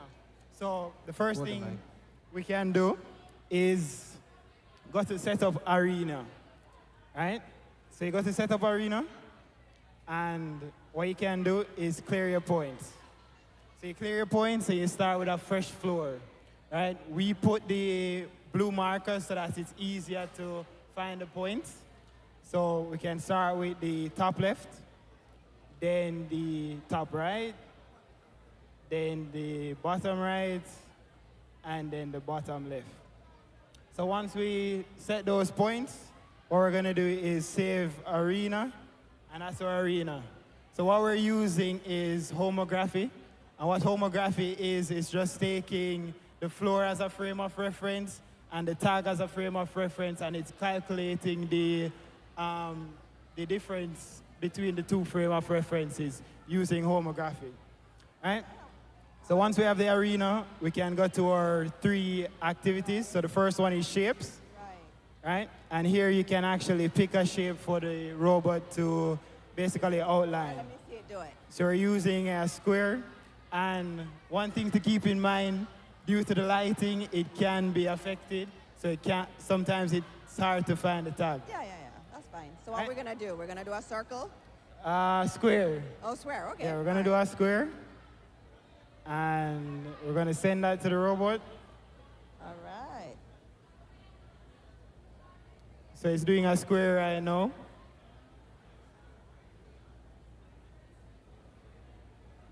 So it's getting confused. All right, so, okay, it's finding back itself.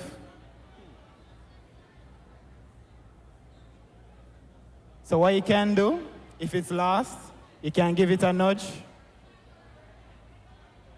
turn it in the right direction, and then press A for it to find back the path. Okay. All right, so once you complete the square, hypothetically, it should do it. All right, next thing is perimeter. So here it's telling you to place your Aruka markers on the floor, and these are your Aruka markers. And Aruka just stands for Augmented Reality University of Cordoba. So they're the ones that developed this to help with robotic vision, right? So we have the rectangle on the floor. I'm going to move the robot. So I'm going to move the robot, and I'm going to place the Aruka markers. And if you want to help, you can help. But we need 4. And we're just putting it at the vertices. Right? So I think one is somewhere here. So like that. And then bring closer to me, closer to me, closer, closer, closer. And there we go. Oh, wow. Right? So we find our first one. Our next one is going to be somewhere here. All right, so we're just lining that up. All right. And then we're going to the next one. And it's going to be about here.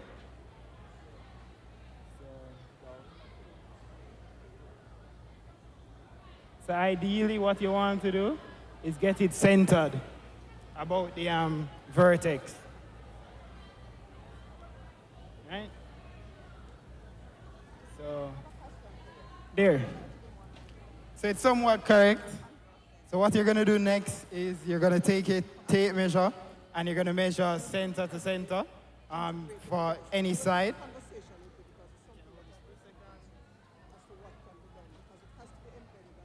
All right, so we measure from center of that vertex to this one, and we get roughly 25.5, right?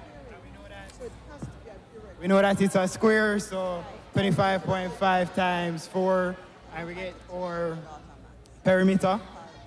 And our perimeter is going to be about 100. But if you, there's more to the program, but we don't have the time. Thank you. All right, thank you so very much as we look at robotic in math. Wow. Thank you. So when in the classroom, you're telling me, Dr. Pinnock, that or the teachers that will graduate from the Micro University College will be able to go and do all of this type of innovation with robots, with everything to make maths come alive for our children. That's what you're doing. Sure, and in fact, Minister, what we'll be doing next year is to ask the Ministry of Finance and Education to provide the students with some, introductory technology so they can use, because the schools may not necessarily have these technology. Right. And so that could be a program that we embark on. Okay, thank you. Thank you. All right, just one more. I see the minister. All right, let's see if we can go outside of math a bit as we're talking about STEAM or STEM. All right, and let's see what's happening on this side. All right. All right, good morning to you. Can you talk to us about your booth this morning? Okay, good morning.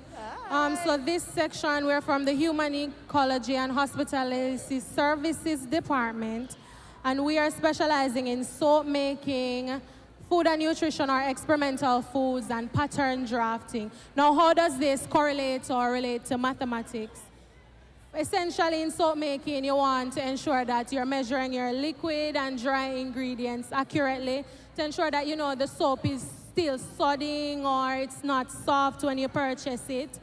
In measuring food and ingredients, so currently my colleague Sharice is doing a demonstration of waffle making. Now waffle in food and nutrition, it seems like such a simple process, but you have to ensure that ingredients are balanced to ensure that the waffle tastes good and not too much salt, not too much oil, it is not dry or cracky. So the fundamentals or the principles of mathematics in this department is time and ratio and proportion. Nice. She will be speaking on clothing. And those waffles smell very good, All right, which thank means you you very measured much. it out properly. Thank you. So, greetings everyone. So, welcome to pattern drafting. And when it comes to construction of garments, the foundation is measurement. So we have different types of measuring tools. Everyone is familiar with the yardstick. We have the L square when you're trying to draw right angles. The main one that we always use is the tape measure. And when we realize when we're teaching our students, it's important that they have to understand fractions because you're going to have to be able to convert the decimals from the calculator to the fractions to be able to read the tape measure. So from here, we actually draft. So for example, here is a skirt block. So we actually measure the waist. We have to divide it by 4, add 1, draw it out on the paper. We draw the slope, and then from here, we actually cut out a mock-up. If you look behind you, there's a mock-up of what we've done. And then we actually have a full garment. So on the mannequin, you have a full skirt, a full jacket with a Minister, scarf. that one can't fit you at all. You that look one good in can't that fit you one? at all. Yes. I would look good in this. This is, so when we see our clothes, yes, miss. In order for you to get to here, you had to start with mathematics. Yes. In measuring and doing the pattern. Yes, miss. All right. No, but good job, team. Thank and I like you. what you've made here. You like what It's you've made? very well done. I'm looking at it. Seems to be well constructed. And those were done by the Yes. team. So in the second year of study, we do child garments. So that's when we actually be more creative. So for example, here we have a dress. It has different pleats. It has the Peter Pan color. We add the sleeve. Or you can do a shirt and a short. So we have the little pockets. We have the collar. We have the shorts. So we do the real, it's the real deal. It's the real deal. Awesome work. And I think they make, for persons who are getting ready to get married, they also specialize in Gown. So I'm a third-year student, and that's the gown that I created last semester. So, yes.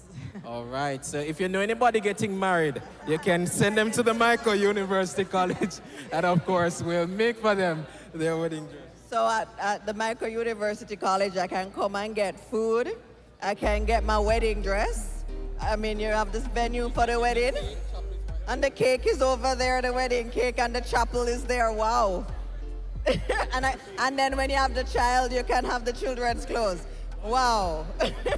One stop. Lovely. I'm very happy. But this is what it is. Because when we think about STEM, we're all thinking about the mathematics and the engineering element. And which is why in the ministry, we always try to put the A in. Because even when we're doing the arts need mathematics. And in order for us to do some of the things that were over there, for example, with the technology, it comes alive when the arts element is added to it in terms of the design of the apps and how the videos look. So you're at the Micro University Colleges, you're reminding me that STEAM is important, and that's the language, and we're doing good work. Congratulations, everybody. Alrighty, thank you so very much, and thank you, Minister. Thank you so very much. Yes, those are some of the booths that we have on location. And of course, there are many other booths that will be stopping by in short order.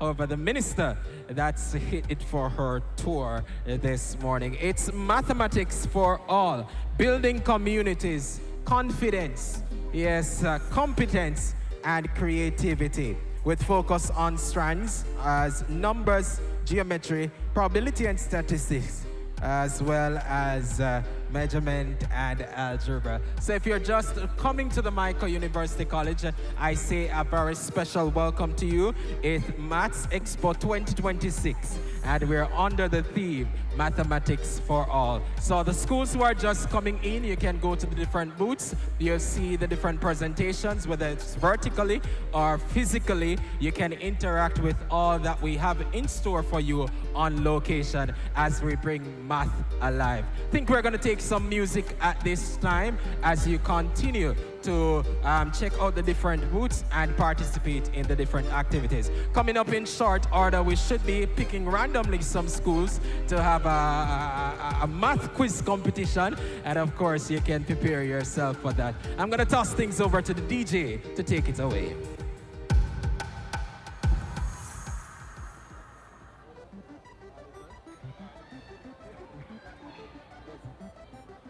Street Fame Records.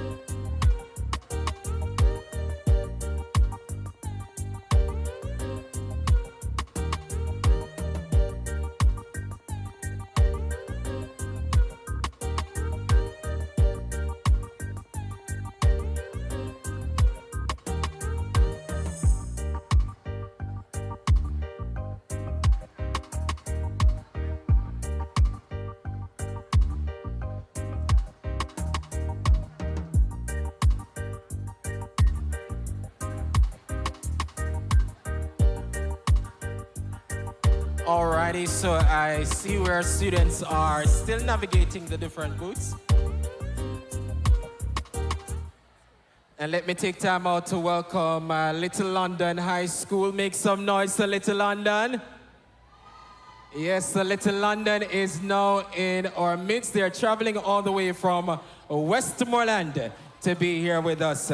So we say a big thank you to the teachers who are here with the students to make sure that they're fully engaged in the process.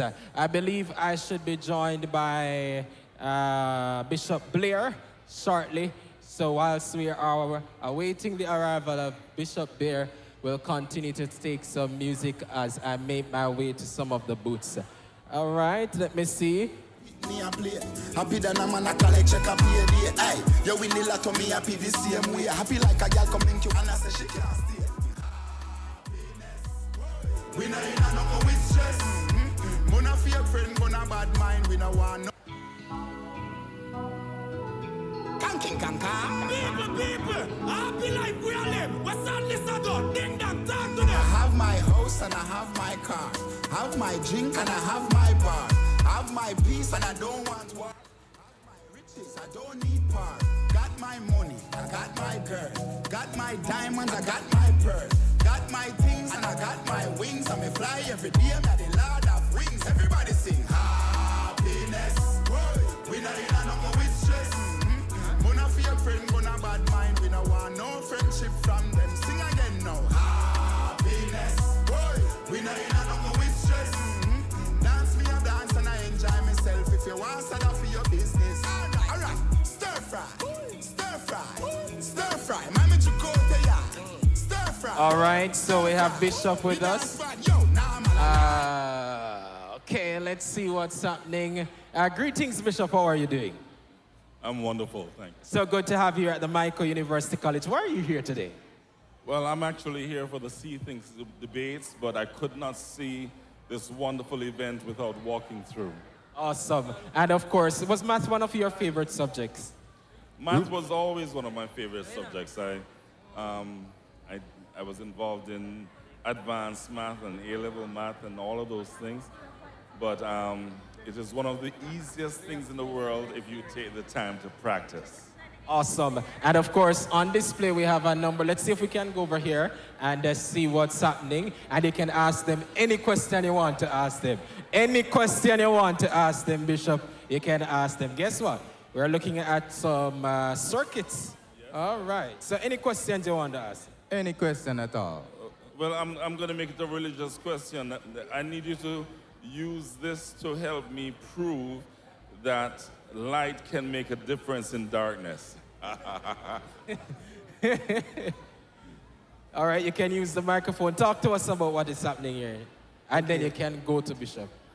Okay, so in this corner we have a series parallel circuit, and we are testing the different values that Ohm's law. We are testing Ohm's law to see the different values of each components to show how the relationship is shared and how voltage and current and resistance is shared up in the circuit and the math behind it all. So if we look, we have the series parallel circuit. So to understand the series parallel circuit, it is basically a series and parallel circuit combined into one. So a series circuit now current only has one path to flow. And in the parallel circuit, it splits into two different paths to flow or more. So firstly, we have to calculate resistance when calculating a circuit. We have to find the total resistance. So in both circuits, resistance can be found in two different ways. For the parallel aspect, we have to find the parallel aspect first. It is found with this formula, product over sum. So if you look on this aspect of the circuit, we can see that resistor 2 and resistor 3 is in parallel. So we have to calculate that part first. So resistor 2 is 330 ohms and resistor 3 is 330 ohms. So the product over sum would be 330 times 330 over 330 plus 330, which gives us 165 ohms.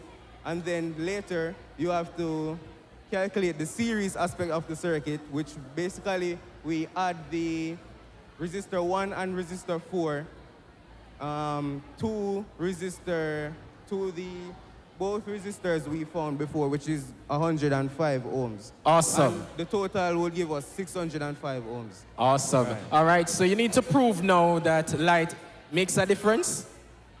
Yeah, you know, a lot of people don't realize how important they are, even as Christians. That's why I asked you that question, because light and darkness don't mix, right? Right, so, So do I use this to make sure the LED can have light over there? The LED? That's what you have there? Right, this is the LED. Uh-huh. Right, so we use it to indicate that there's power flowing through the circuit.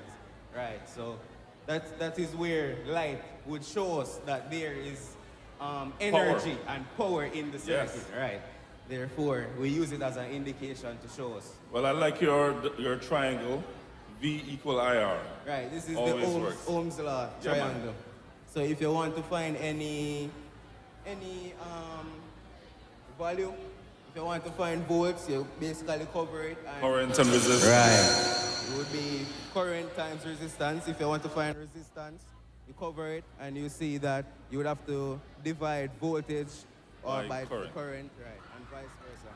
What I like about this is that you're a young person walking up and seeing that will always remember your equation. Right. It works. All right, awesome. Thank you so very much, gentlemen. That's Math in Action. And of course, they're focusing on a series parallel circuit. Yes, it's Math Expo 2026, and we're right here at the Michael University College. And I see where some students are actively engaged. All right, I'm going to be hopping over to these two gentlemen, that's Malik and Leo Allen, to talk to us about what is happening here. Good afternoon to you, Mr. Allen. Good afternoon. So we have a little game named the Hand of Time. So how this game reflects mathematics is that when playing the game, if you start off very fast, you realize you will make a lot of mistakes.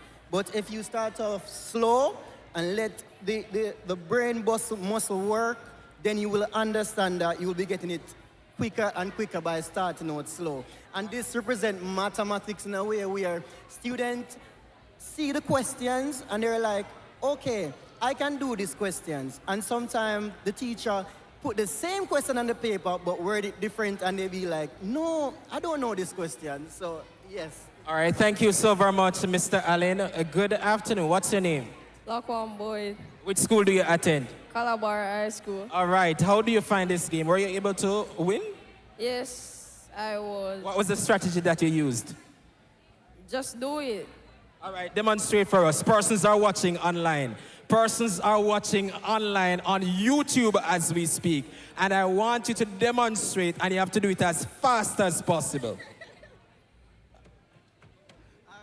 All right, go again, because I think somebody missed that. All right, put your hands together for it. All right, so bless up all the Calabar students here today with us. Of course, all the ladies from St. Hugh's. All right, let me take a lady on this side. Come over here, so let me see what's happening. Yes, right over here. What's your name? Marianne Fogo. Which grade are you in? Grade 10. Grade 10. And are you a math lover? Yes. Awesome sauce. So this is handoff time. And of course, you are now online showcasing persons how you do handoff time. And of course, I'm going to challenge you to do it as quickly as possible. After 2, 1, 2. No, I'm convinced that, Leo, you're cheering him. You're trained. You're trained. Oh my goodness. All right, you got it. Thank you so very much. So of course you can go onto the different booths. There are different activities for you to interact with. And of course, a little later on, we will be having a quiz competition between some of the schools. So kindly prepare yourself for that. It's Math Expo 2026, Mathematics for All. Mathematics for the lecturers, mathematics for the students, mathematics for the parents, mathematics for the bus drivers, as I always say, the taxi drivers, the farmers, the conductors. It doesn't matter who you are, where you are from, math is for you. And we're building communities, confidence, competence, and creativity. Gotta take some more music, and then I'll be hopping over to a booth on my left. All right, let's over here to DJ.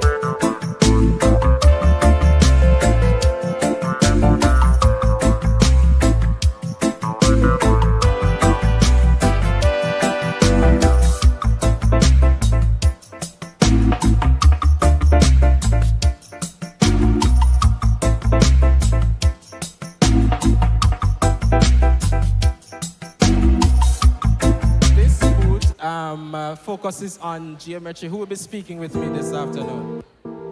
All right, so we have Chavez. Good afternoon to you. Good afternoon. All right, talk to me about what's happening here. I see a lot happening. I see Halfway Tree Road, I see Hope Road, I see Cricket Field, and I've never seen all of these things on Halfway Tree Road. Talk to me. So first of all, we'll focus on the building aspect where so we'll create different shapes for relate to our strand, which is geometry, and then we apply it to real world and where we can see geometric concept to the real world aspects of life, such as trigonometry, which is over there, circle theorem, which is on our cricket field, angle theorem on the road, which is Hope Road and Halfway Tree Road being parallel. We have similar angles and triangle over the hospital, and also we have aspects of shapes in the farm. Nice. All right, so I'm seeing a bit of shapes coming out. What shapes do we have here? So we have a circle right here. As you can look at this, a parallelogram. The hotel is rectangular. We also create triangle with our stairs in relation to our hotel. Nice. All right, and I'm also, how do you utilize the formulas for circle from this? How can students manipulate So this? it was an activity where they would pick a feeling position from the back, and they would relay the ball, which is a drill in cricket, where you throw the ball to somebody here or here, and then we track it and then state or express the relationship or the theorem would involve around each section. Awesome. All right, thank you so very much, Sir Morrison, as we look at geometry. Yes, they are looking at different shapes and their applicability in the real world. All right, I did say we're going to be taking some music, so let's take some music right about now.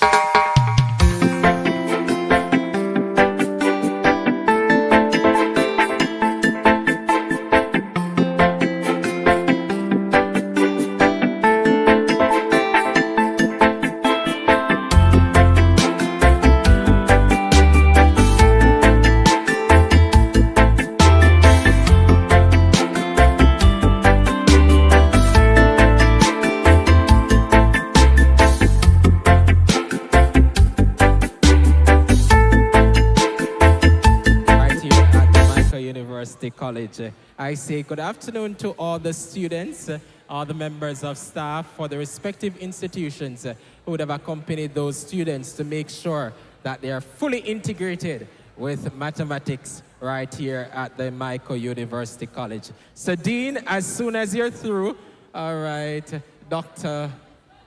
Thompson, so we're heading over here to see what's happening on this side. You can ask your questions.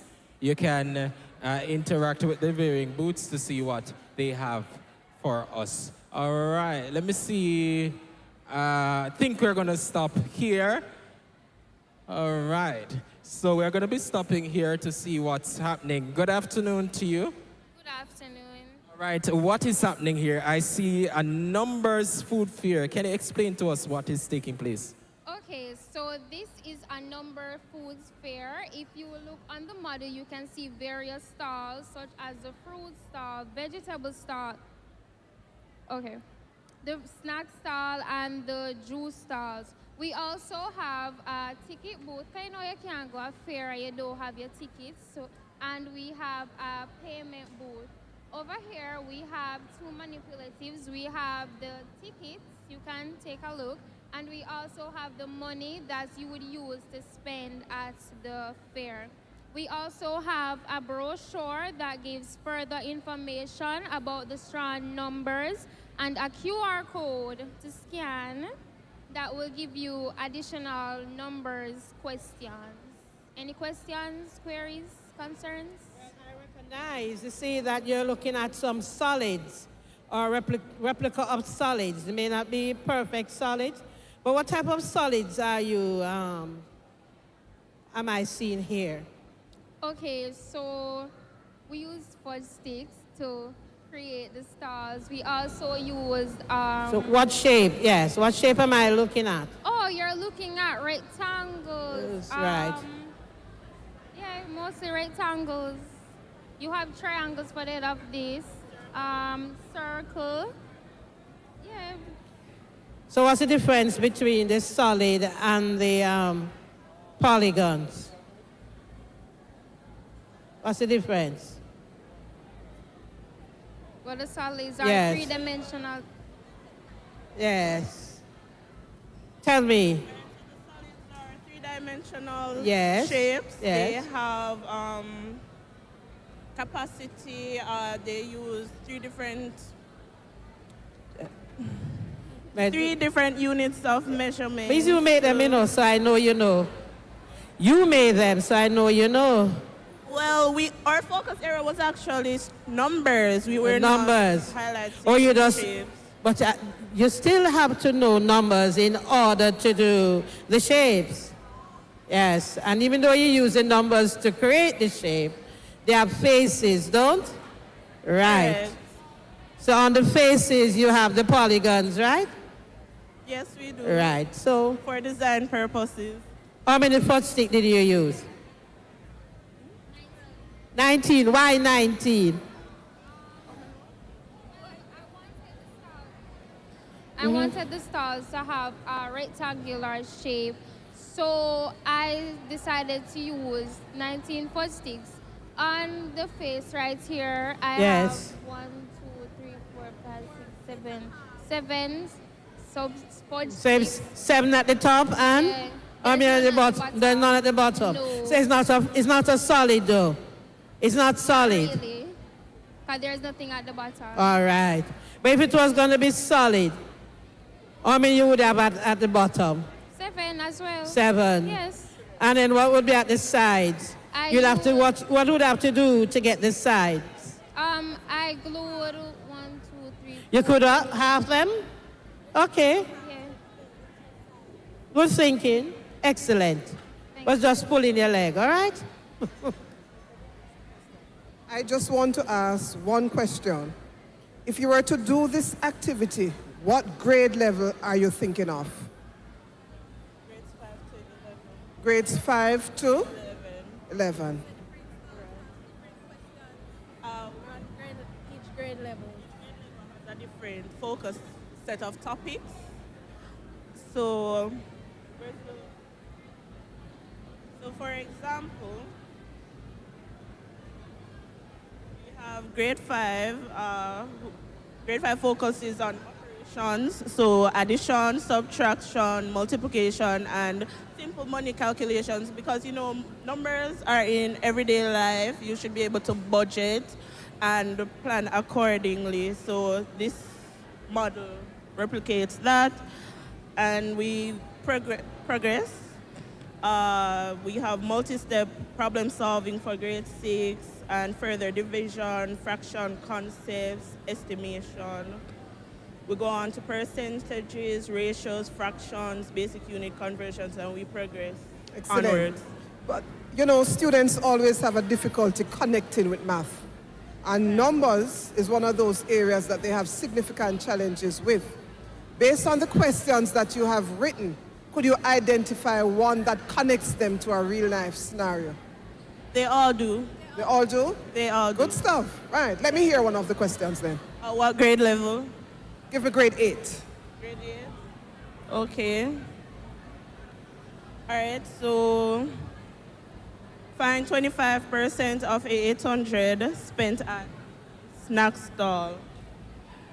25% of?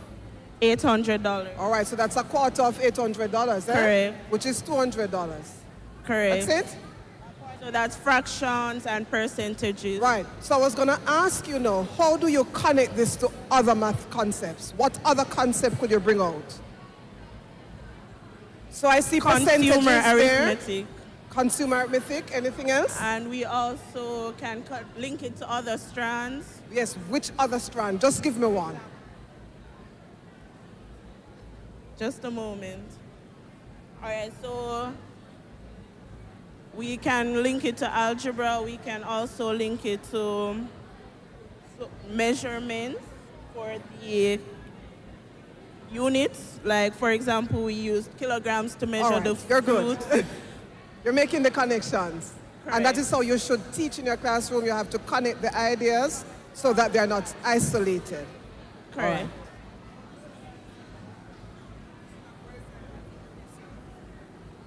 All right, thank you so very much. All right, thank you so much. All right, awesome. I have some gentlemen here with me. Good afternoon to you, gentlemen. How are you? Jabari Williams. Which school?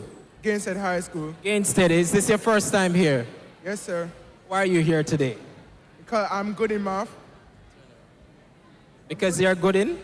Math. Awesome. All right, what's your favorite topic in math? I would say trigonometry. Why? Because it's easy. What about trigonometry is easy? It's understandable. Okay, how about you? What's your name? Jamario Sullivan. Which school, Gainsted?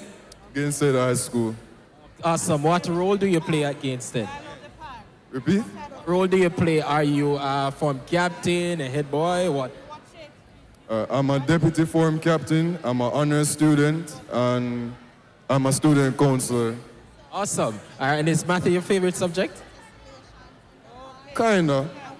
But you're getting there. Awesome. You've interacted with the booth so far. Is there anything that was captivating? Did you go to all the booths so far, or you're still? All right, I'm going to leave you to walk around to the rest of the booths while I make some connections over here. All right, I see the dean over here. Dean will want to be aware of what he is asking. Use the microphone. Okay, so for the housing scheme, because we wanted it to bring across a housing scheme, in real life scenario, housing schemes, most of the houses, they are similar and they are the same. So we decided to use the same 3D dimensional figures to bring across this area. All right, we just came out of a hurricane season and getting into one very soon. I noticed that the roof that you have, they are made up of basic shape using triangle. Is there any particular reason, and are these hurricane resistant roofs that you have there as they make the models? Okay, so for these shapes, we wanted to have the idea that these are zinc metals, even though we use the cartridge paper to bring across this.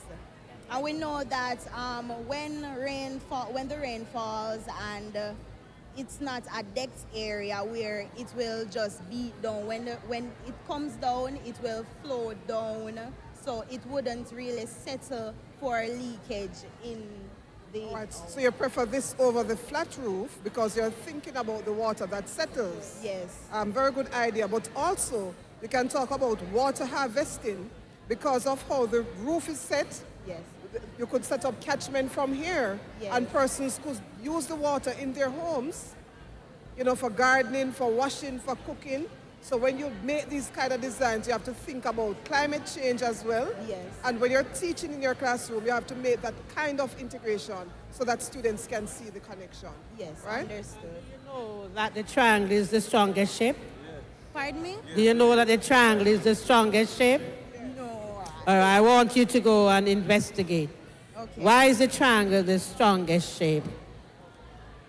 Well, for me, I didn't know that it is the strongest shape, but from my opinion and what I'm thinking about right now, because of the apex at the top, I think that could be the reason And the why base, it is all right? classified as the strongest shape. Good afternoon. For me, it would be how it's laid out. When I'm thinking about it, I'm thinking of when something falls on it, what will happen to that object? For a triangle, you know that you have three different corners. When something falls on it, the triangle will be able to penetrate and not do what a square would do, which would be crushed due to its flat surface. All right. You're thinking. Great. Keep up the good work. Thank you so very much. And so we are now joined by some students at York Castle High School. Dean, do you want to talk to them? York Castle. Golden, did you learn anything new today? Tell me about it. You go ahead. You have the mic. You're not shy. I did learn something over there at the Monopoly section. At the Monopoly section, over there at the game, I learned some algebra. Yes, miss. How you use letters as... Wait, I forgot. Use letters? Yeah. The letters are the variables to substitute for numbers. Yes. And I learned some more complex equations. I'm going to test you now. What's the difference? You got a prize for her? Right. What's the difference between an equation and an expression? Yeah, and an equation. Miss, an equation has the equal sign and the expression doesn't. Give an example of an equation. For example, as an equation, 1 plus 1 is equals 2, and for the expression, it will just be 1 plus 1. Without any equal sign? Yes, All miss. right, thank you. Congratulations. Your castle? Keep on shining, yes, keep on shining. Right, thank you, sir. Of course, we have a past student of the Michael University College who is now serving as a staff member at York Castle High School. She was also a valedictorian, and so it's so good to have you back at the Michael. Good afternoon to you. Good afternoon, everyone. It's my pleasure to be here at the Michael University College. I'm a proud product here, and I would like to congratulate the mathematics department here for such nice exposition today. I hope that you are all learning. Keep up the good work, Michael. We are doing it with our might. Awesome. I feel that there is a valedictory spirit in this room, and another math student shall be claiming that in short order. I decree and declare it in the matchless name of Jesus Christ. All right. So that was Lenovia Clark, of course, a past student. at the Michael University College, and she would have graduated as valedictorian. Yes, I think I saw another past student earlier. He is my colleague. We shared class together. All right, I sing over here. That's Mr. Ricardo Blake. Come on over here, sir. You're my colleague. That's right. All right, so this is my colleague, ladies and gentlemen. We walked through the walls of the Michael together. We competed against each other. We were in the same house? I believe so. Which house were you in again? Arthur Grant. AG! Adrianites! Adrianites! All right, yes, we are both in the same house. So, Mr. Blake, what has the experience been like as a math educator, and why are you here today? All right, so the experience. Well, it started off a bit, I would say, rough because, you know, going into the space, it's a culture change. And then eventually, when we start to manifest the true potential of the teacher, then it became very easy. And it's working so far, and I'm trying my best to reach each and everyone who comes under my tutelage. Awesome sauce. I gather that you carried an entourage, or should I say, a full bus load of students from Little London. I know that you've been navigating the effects of Hurricane Melissa and all of that, but why was it important for you to be here today? Education is always important. So for them being here and being in this space to be exposed to everything from all the other institutions is actually a big deal. It will motivate them, and as you know, in a few months, they will be doing their exit exams. So this now will show them that I need to get it right and be at the Michael. All right, thank you so very much, Mr. Ricardo Blake. And by way of announcement, for those of you who want to be a part of the Michael University College, we are currently accepting applications, so you can fill out an application form to be a part of the Michael University College. Also, we are about to head over to center stage, where we want students or schools to participate in our quiz competition. So I'm going to be asking at least 4 students from a primary school or 2 primary schools to make their way to the front of the gymnasium. At that location, you'll meet Miss Rutherford, who is currently staring at me. So she should be at the front to meet you. So I'm going to ask representatives from the primary school as well as the secondary school. We want to kick off with 2 quiz competition at the secondary level and the primary level. It promises to be exciting. It promises to be grand, and I'm asking all the teachers who are here just to select some persons, all right, so that we can have a full cohort to participate in the quiz competition. I see my HOD hopping over here. All right. All right, so I believe we have some presentations to be made at this time for certification of participation. So first up, we have Abigail Dodd. So we have Abigail Dodd. Is there an Abigail Dodd? Where are you? All right, kindly make your way to the center of the gymnasium. That's Abigail Dodd. Cassandra Kelly. Cassandra Kelly, kindly make your way over here. Likewise, we have a certificate for you. Where's Cassandra? All right, so that's the next person. Andreen Palmer. All right, Andreen Palmer, kindly make your way. I am over here in the middle of the gymnasium. Neha Chang. All right, Neha Chang, kindly make your way over here to collect your certificate, as well as, that's Ariel Forbes. All right, Ariel Forbes, kindly make your way over here to collect your certificate, as well as Kylie McGowan. You are indeed appreciated for your efforts here for our Math Expo 2026. What's your name? Nia Chang. All right, so we are able to locate Nia, and you're from which school? Holy Childhood High School. Holy Childhood High School. I think I find somebody who I want to put in the quiz competition, you know. She's getting very nervous. I think I find a school that I want to send up there to you to participate in the quiz competition. Congratulations. And of course, it's indeed a pleasure having you at our Math Expo 2026. Did you learn anything? I learned a lot of things, but the thing that stood out most to me was Ohm's law. We learned it by the construction area where it taught us about voltage, resistance, and current.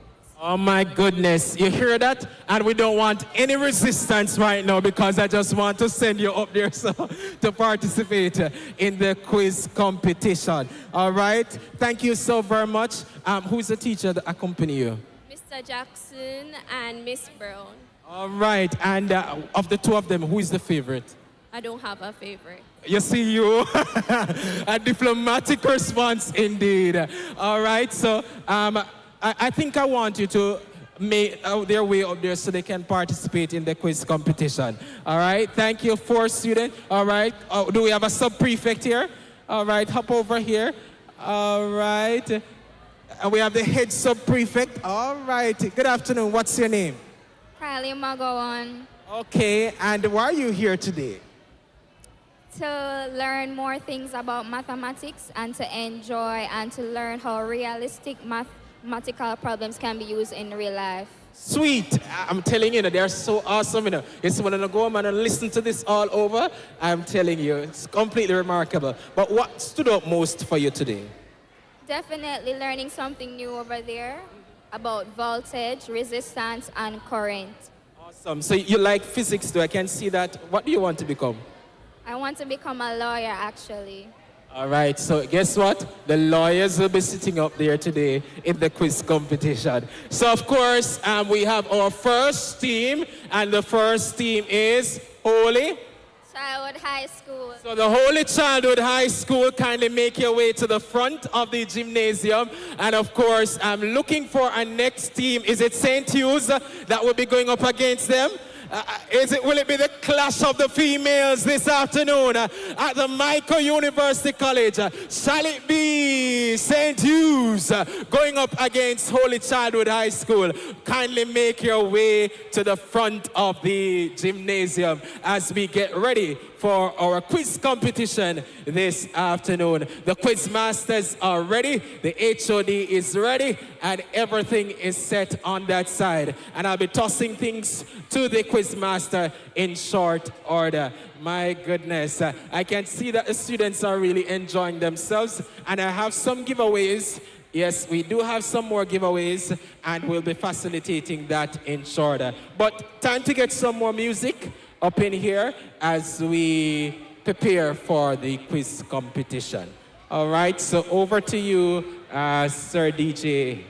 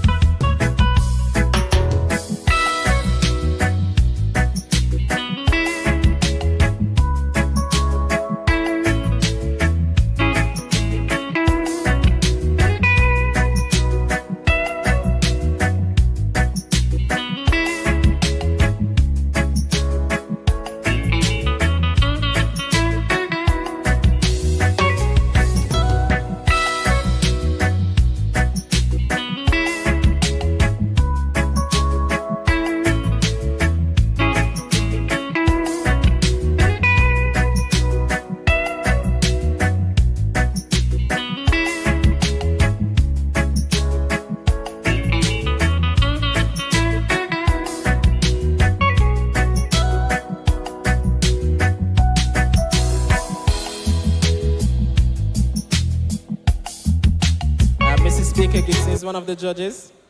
All right, calling Dean Baker Gibson.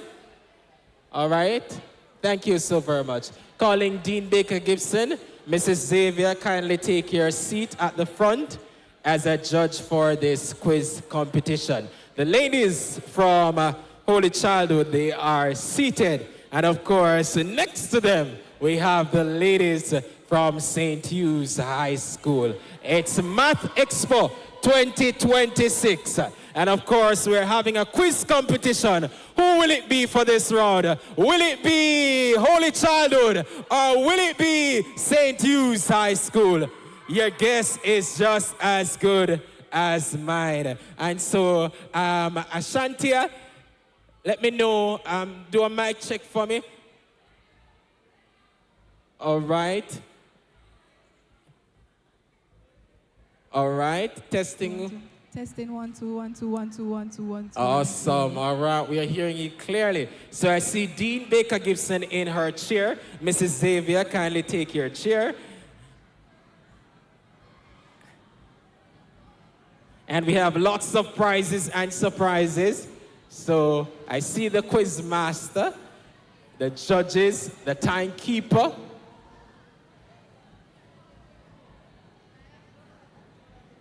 As we have fun this afternoon. Remember, it's mathematics for all, building communities, confidence, competence, and creativity.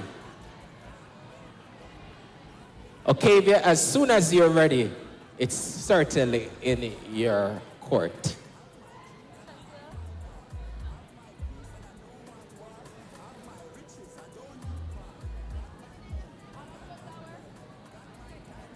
And in the break in the competition, we'll have some giveaways to students who are navigating the different booths.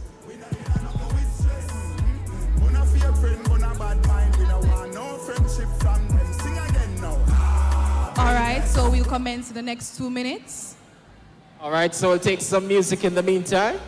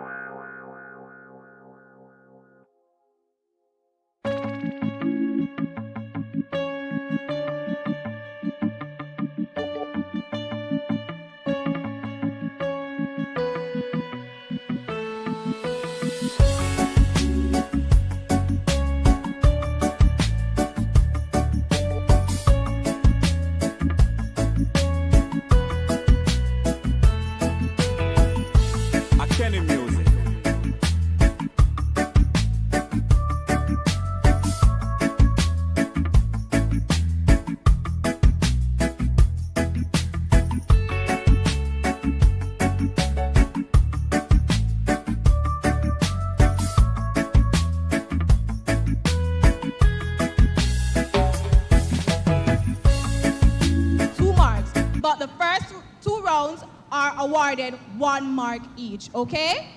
And let's not forget our judges for today. Our judges for today are Mrs. Baker Gibson and Mrs. Dennis Xavier. And we have our scorekeeper, Mr. Allen and Mr. Roberts, who will also be serving as our second pair of eyes. Let the games begin.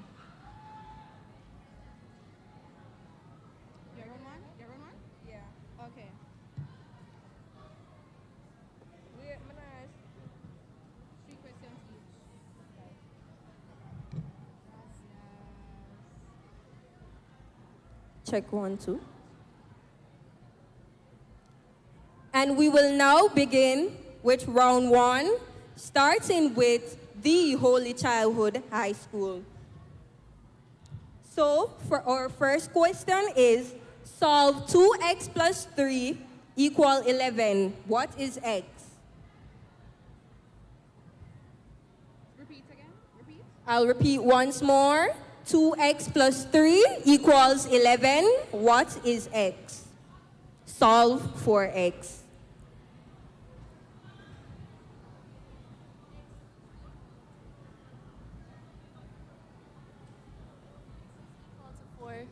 Repeat for me. X is equal to 4. Okay. Moving on. That is correct.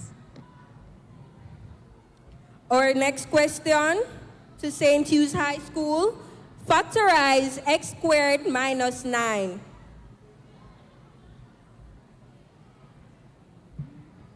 X plus 3, x minus 3. That is indeed correct.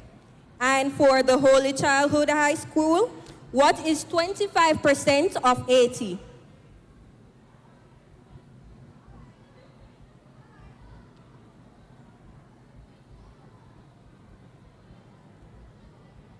$20. Moving on. St. Hugh's, what is pi to 2 decimal places? What is pi to 2 decimal places? 3.14. That is correct. And for the Holy Childhood High School, find the area of a rectangle with length 10 centimeters and width 5 centimeters. 50 centimeters squared. And our final question to the St. Hugh's High School for girls, find the area of a triangle with height 4 centimeters and base 6 centimeters. Height 4 centimeters and base 6 centimeters. Squared. 12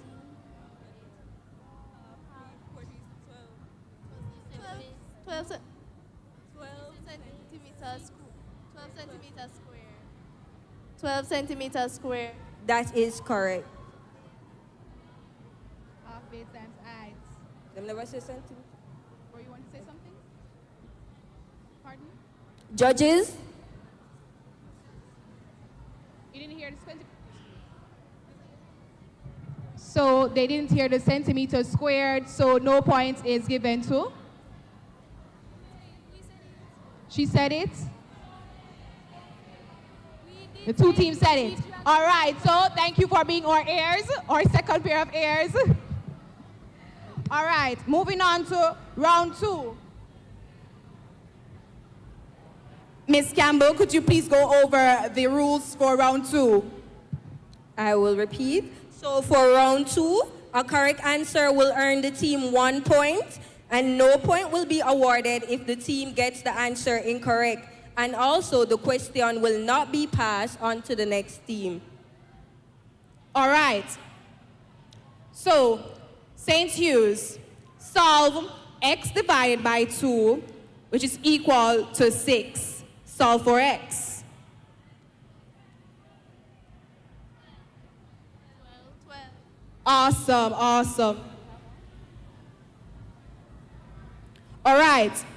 The Holy Child High School. Expand x plus 2.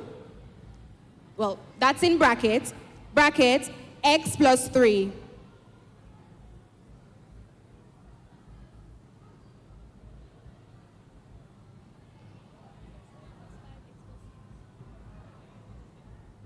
x squared plus 5x plus 6. That is correct.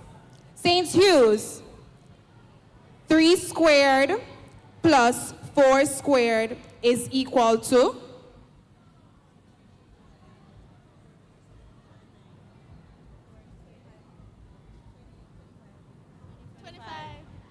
25. That answer is correct. The Holy Child High School, your question is, what is 10 cube? 1,000. That is correct. That was your final question for section 2. Now, moving on to section 3. But before we move on, I want to find out, how are we feeling? You feel good? Confident? How are you feeling? Great. She said great. Just great? How are we feeling? We feel good. We feel so good. Hype. All right. So for the rules you want a score check? Okay. Score check, please. Score check from our scorekeeper.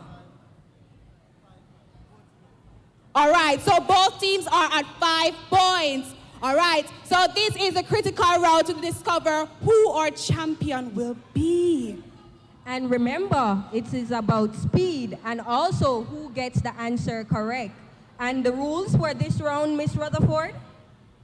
So, for this round, questions will be asked, and the first team to press the buzzer and wait to be acknowledged will be given the chance to answer.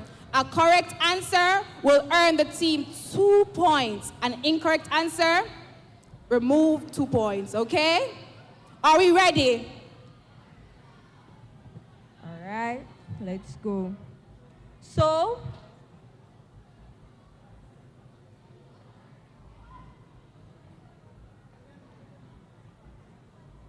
this is the buzzer round, so we'll be looking who is the first to press the buzzer. Testing the buzzer. St. Hughes, your hand is blocking the light. So if they can't hear the sound, they can see the light. The Holy Child High School? All right. And we begin. Our first question, solve for x. 5x is equal to 25. The Holy Childhood High School? Equal to 5. Okay, on our next question, that is indeed correct. Our next question, let's factorize x squared plus 5x. The St. Hughes High School?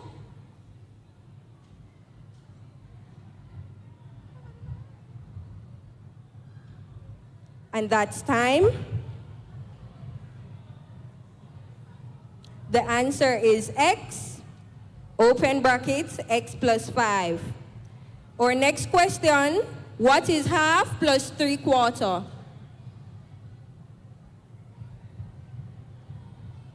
The St. Hughes High School? Fraction or Yes, in fraction form. 7, no. 5/4. That is indeed correct. Our next question, convert 0.2 to a fraction. The St. Hughes High School? 2/10. 2/10 is indeed correct. The judges said they will take that one. And our final question, what is 8 squared? The St. Hughes High School? 64. 64, and that is indeed correct. And we'll have our scorekeeper tally up the score, and then we will announce our winners. Let us break for our commercial minutes. Musicians, can we get some music, please? Something lively.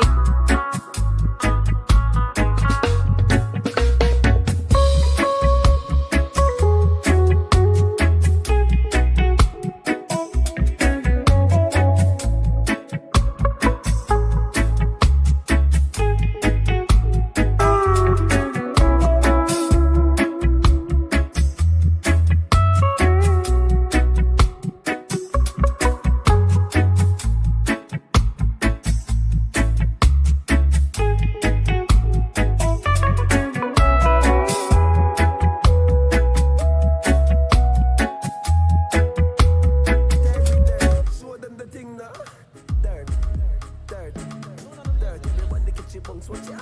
Dirt, dirt, dirt. Everybody get your bunks, watch ya.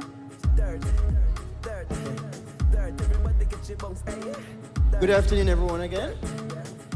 Yes, and we are down to the scores. And who will it be? Is it the Holy Childhood? No, don't so confident. No, don't want to win. All right. Is it St. Hughes? All right, St. Hughes is in the house. Okay, after tallying the scores, we have the Holy Childhood. Welcome to the Michael University College, everyone. It's a good maths expo, and we are all great. We are all okay, right? Let me hear, hooray! All right. So for the Holy Childhood, we have a Holy Childhood. The point 7 points after tallying the scores. And we heard for Holy Childhood. Now, we have the blue and white and yellow. And the blue and white and yellow. All right, so St. Hughes. St. Hughes is on 9 points. So we have a winner, St. Hughes. Good try to Holy Childhood. It was very much informative, and we thank you all for participating. Hand over to the... All right, so we'll allow each team to do one last greet, shake hands, on the time. Awesome, awesome. After the battle, the reward. That's my battle. So, Miss Campbell asked me, what is my motto? What was my motto at the Holy Child High School? But I'll ask hers first. You know, the ladies of the St. Hughes High School, our motto is Fidelitas, which means faithfulness and loyalty. We also walk by grace and dignity and decorum. As for you, Miss Rutherford. Well, our motto at the Holy Child High School is, after the battle, the reward. We walk with dignity. We stand with dignity. We sit with dignity. And we eat with dignity. Thank you. All right, so congratulations to our winners, the St. James High School. Thank you, girls. Thank you for coming. You may exit my stage. Thank you. Congrats, girls. Next time, work faster. Please leave my pencils.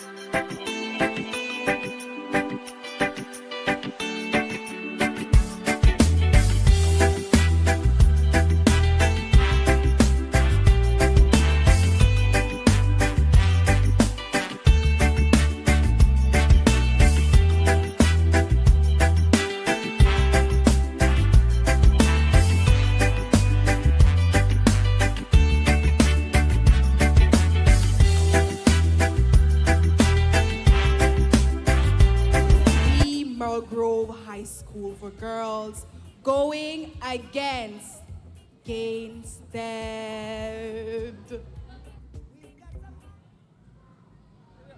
We will begin momentarily. Give us 5 minutes, please. Until then, ladies, you may take your seats on stage.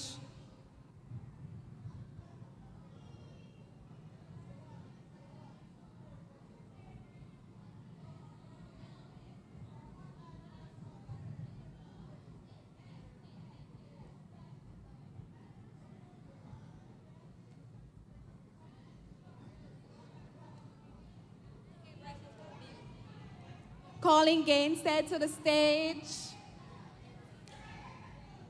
Please. Thank you.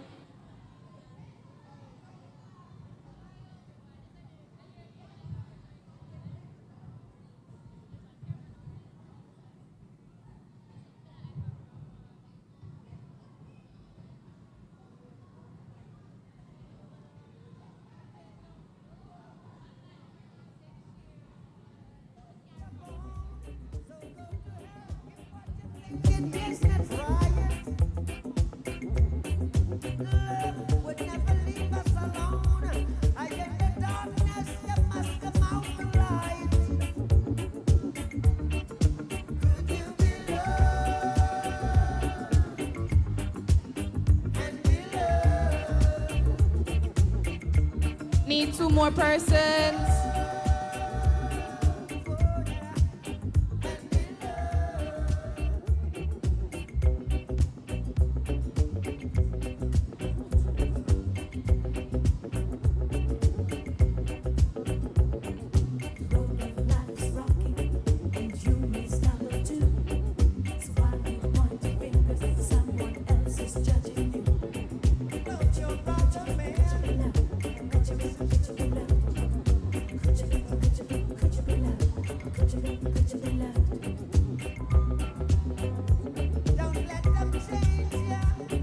One, two.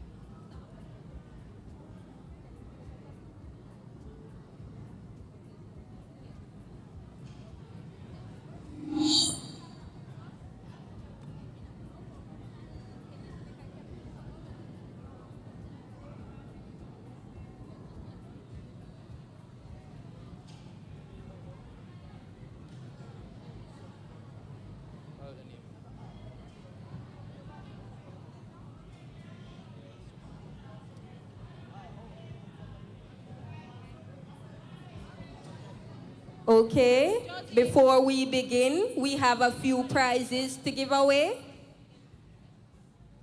We ask these persons to come to the judges' station. So, first we have Ms. Shamona Chong.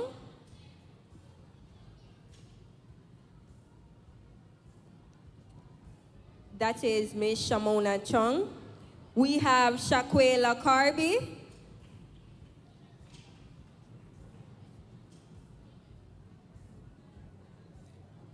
Ariana Hoyt and Omarian Folger.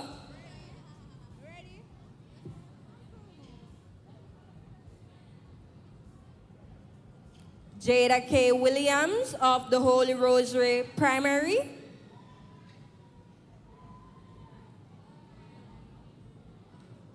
Natalia Johnson.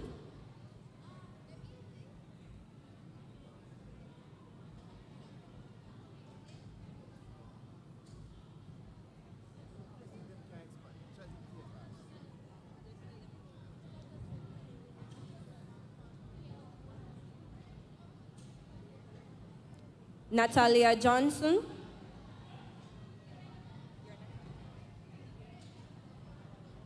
Kayla Davis. Sane Aliyah Dixon.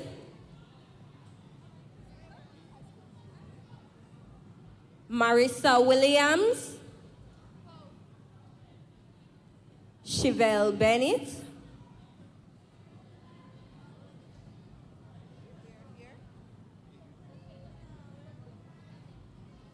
Selena Collington.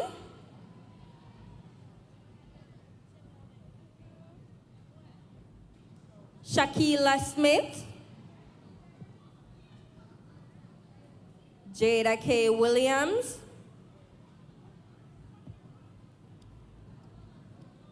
Kylie McGowan.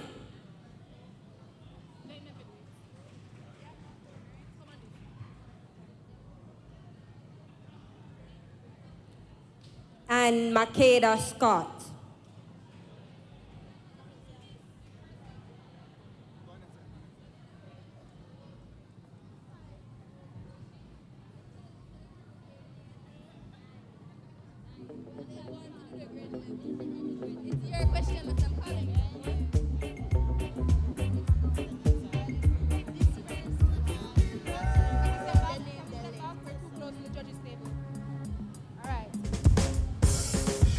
We have some more certificates. Sudania Downer. Ashanti Edwards. Aidan Haldane. We ask you to come to the front to come and collect your certificate.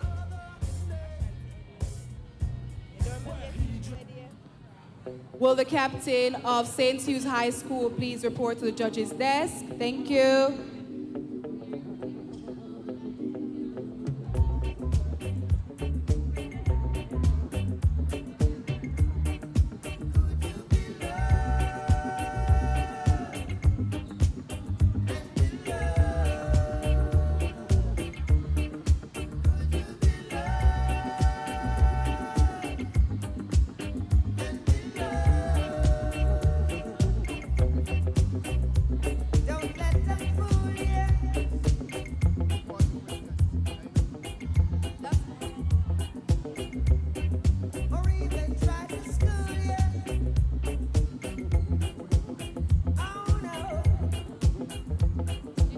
Life could be a dream, life could be a dream. Do, do, do, shaboom. Life could be a dream. If I could take you up in paradise up above. If you would tell me I'm the only one that you love. Life could be a dream. Sweetheart, hello, hello again. Shaboom, and open we'll meet again, boom. Ding dong, ding dong, a lang, a lang, a lang. Oh, whoa, whoa, bip. A bip, a do, a dip. Oh, life could be a dream. If only all my precious plans would come true. If you would let me spend my whole life loving you. Life could be a dream, sweetheart. Every time I look at you, something is on my mind. If you do what I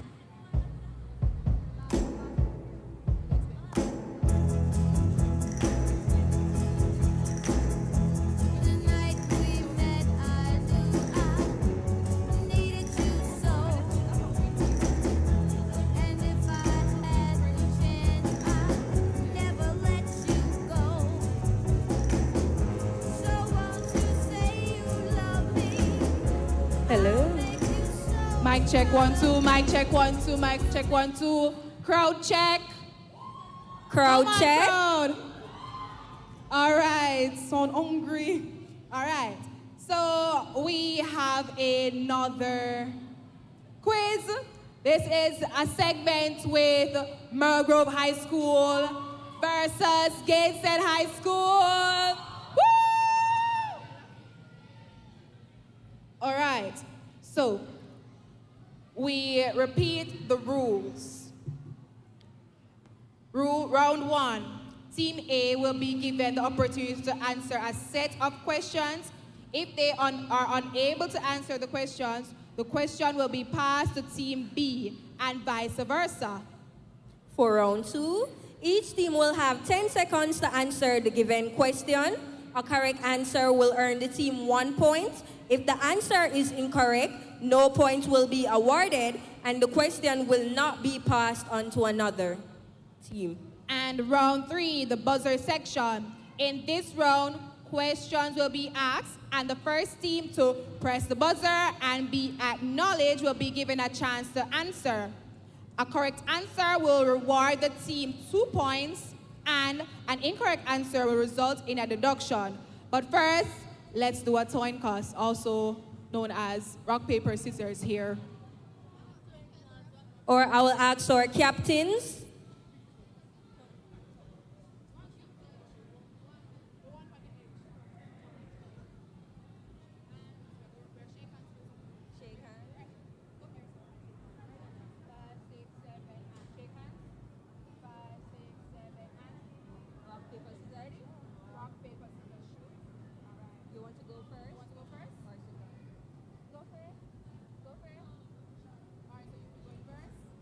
Okay, so we'll be having the Gainsted High School going first, followed by the Merle Grove High School.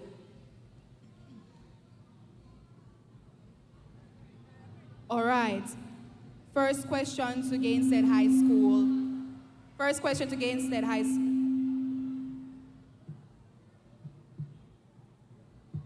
First question to Gainsted High School. 3x minus 4 equals 11. What is x?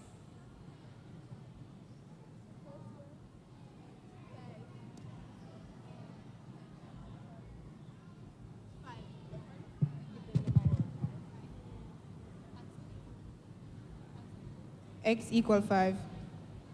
That is indeed correct.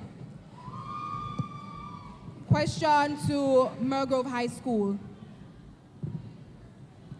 Factor x squared minus 16.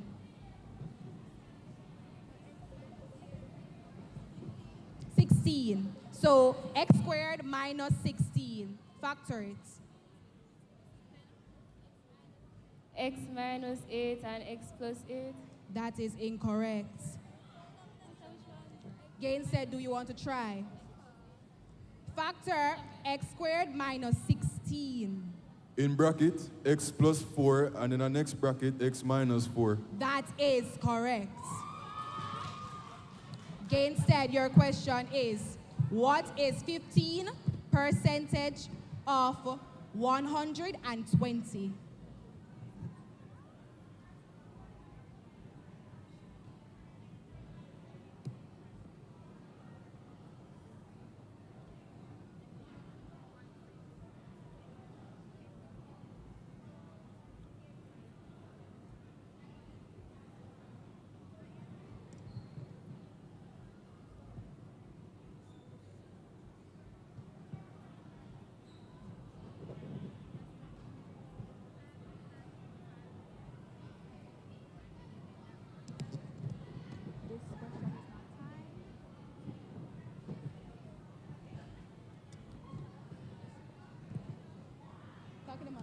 Pass. All right, Mergrove High School, what is 15% of 120? 12. 12. That is indeed incorrect. All right, so the answer here is 18. All right, so question to Mergrove High School. Find the area of a triangle with base equals 6 and the height is equal to 10.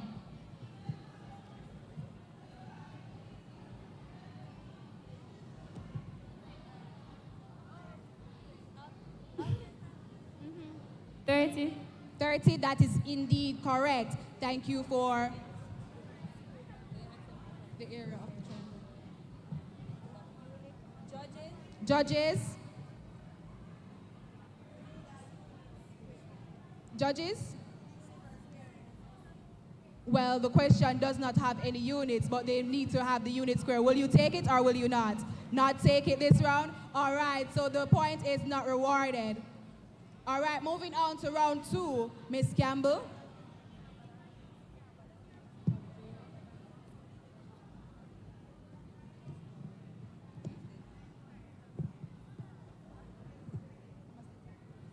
Ready? So for round 2, remember you have a time of 10 seconds. Our first question is solve x divided by 3 plus 2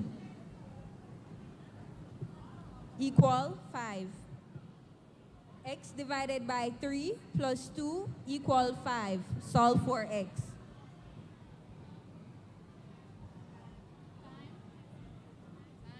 X equal 9.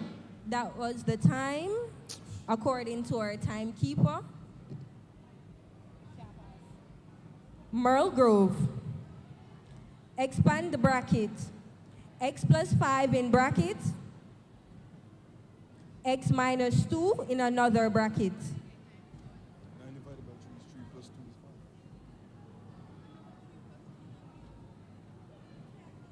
9 divided by 3 plus 2 equals 5. 9 divided by 3 plus 2. 9. And that's time. Gainstead, find the hypotenuse if the sides given are 6 and 8.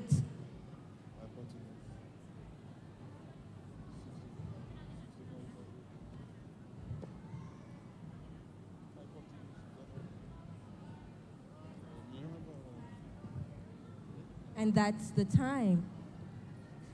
Moving on to Merle Grove High School. What is the value of 5 raised to 0?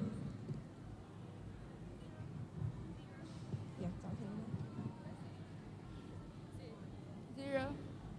That is incorrect. The answer is 1. Gainstead, solve for A. If 2A plus 10 is equal to 2. 2A plus 10 is equal to 2.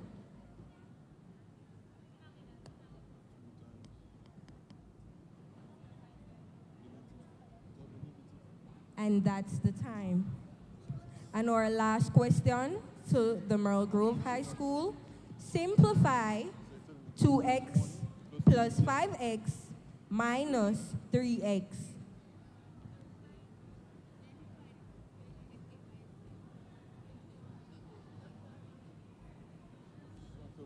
X.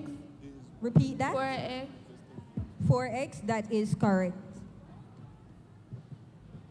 All right, all right. So before we enter into the last section, may I have a score check, please? Thank you.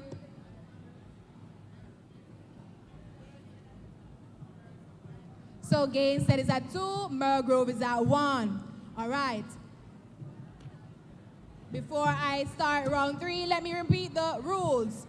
In this round, questions will be asked, and the first team to press the buzzer and be acknowledged will be given the chance to answer. A correct answer will earn them 2 marks, while an incorrect answer will result in a deduction of points by 2. Buzzer check, please. Merle Grove. Gainstead. All right, awesome. Listen keenly. What is the gradient of the line y is equal to 3x plus 5?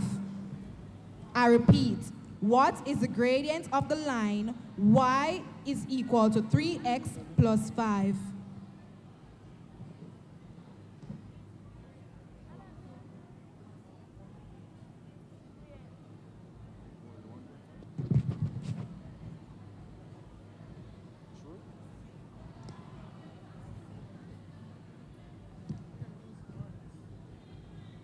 My eyes, moving along? All right. The next question is, area of a circle with radius 1 in terms of pi is? Do you want me to repeat? Repeat. Area of a circle with radius 1 in terms of pi is? 3.14? Which is pi. That is correct. All right. So next question. Factorize x squared plus 7x plus 10. I repeat. Factorize x squared plus 7x plus 10.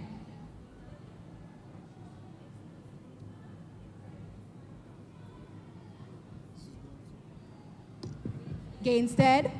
Bracket x plus 5, close bracket, bracket x plus 2.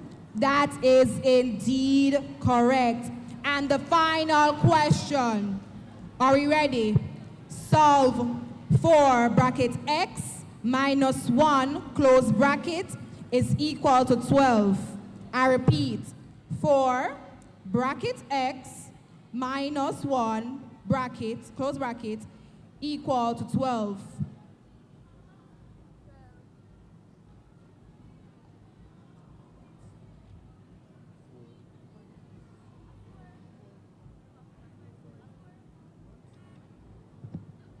Merle Grove? 4. That is indeed correct. And we have come to the end of this section. Can I hear it from Merle Grove? And can I hear it for Gainstead? All right. Can I hear it from everyone? All right. Score, please. Can we have a little music in the meantime? Something lively that we can vibe to. Thank you.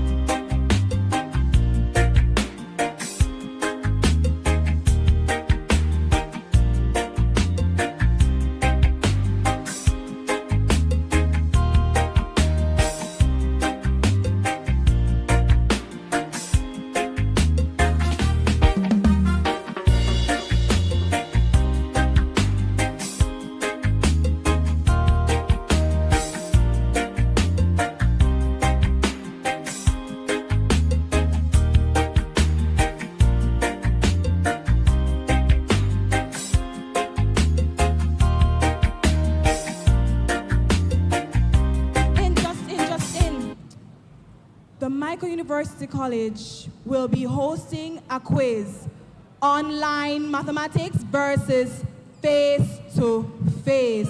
Woo! All right, the captain of game said, please step by the judges' table. Thank you very much. Thank you, Margot.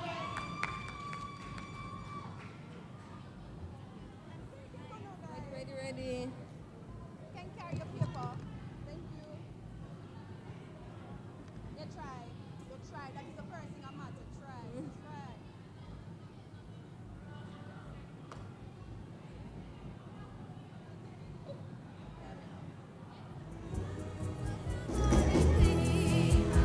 All right.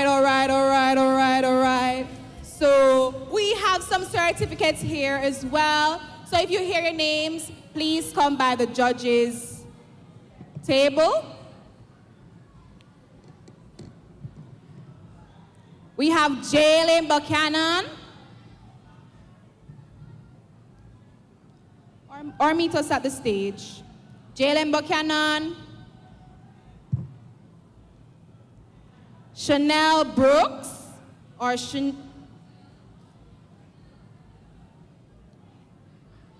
Ebony Hilton. Amaria Chaplin. I repeat, Amaria Chaplin. Andrina Williamson. Amari Ann Foga.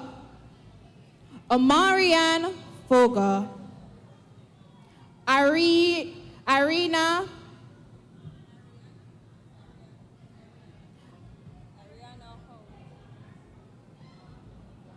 Pick up yourself. Abriana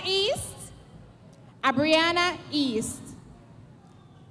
Aiden Haldane. I repeat, Aiden Haldane. Kayla Miller. Jalanda Harris.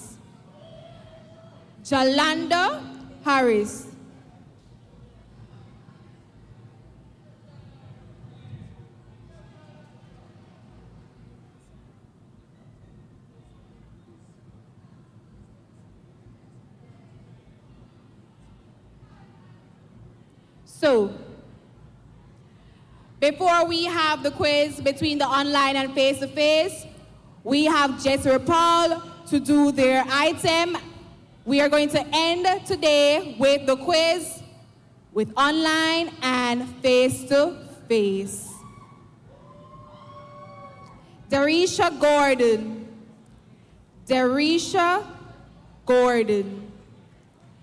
Kayla Davis. And last, Jermaine Wilson. All right, so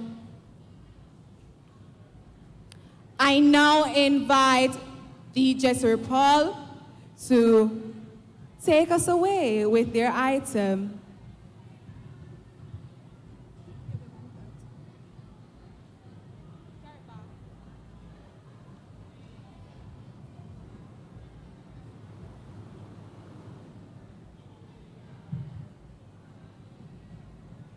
Music man can play us a little tune in the meantime.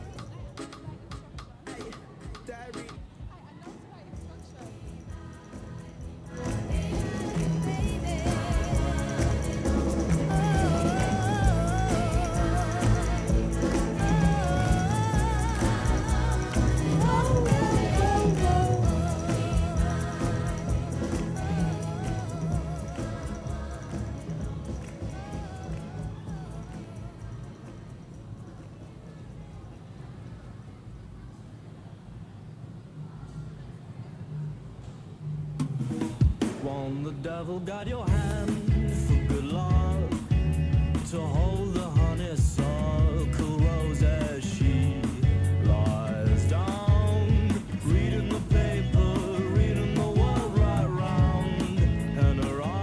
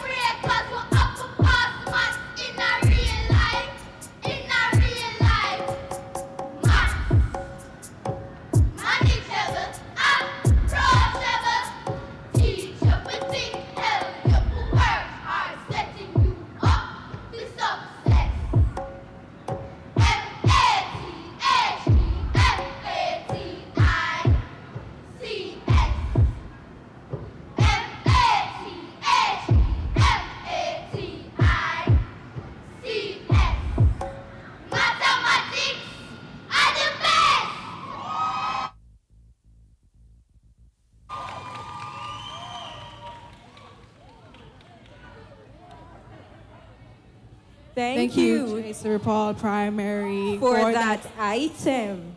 Lovely performance. M-A-T-H-E-M-A-T-I-C-S. All right now. M-A-T-H-E-M-A-T-I-C-S.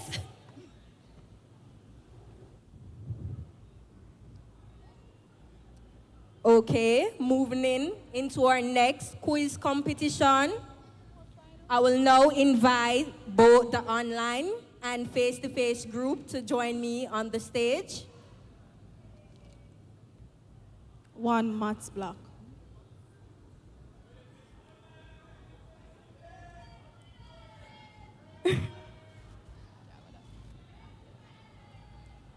Are you team online? Are you team online? Or are you team face-to-face? Are you team face-to-face? All right.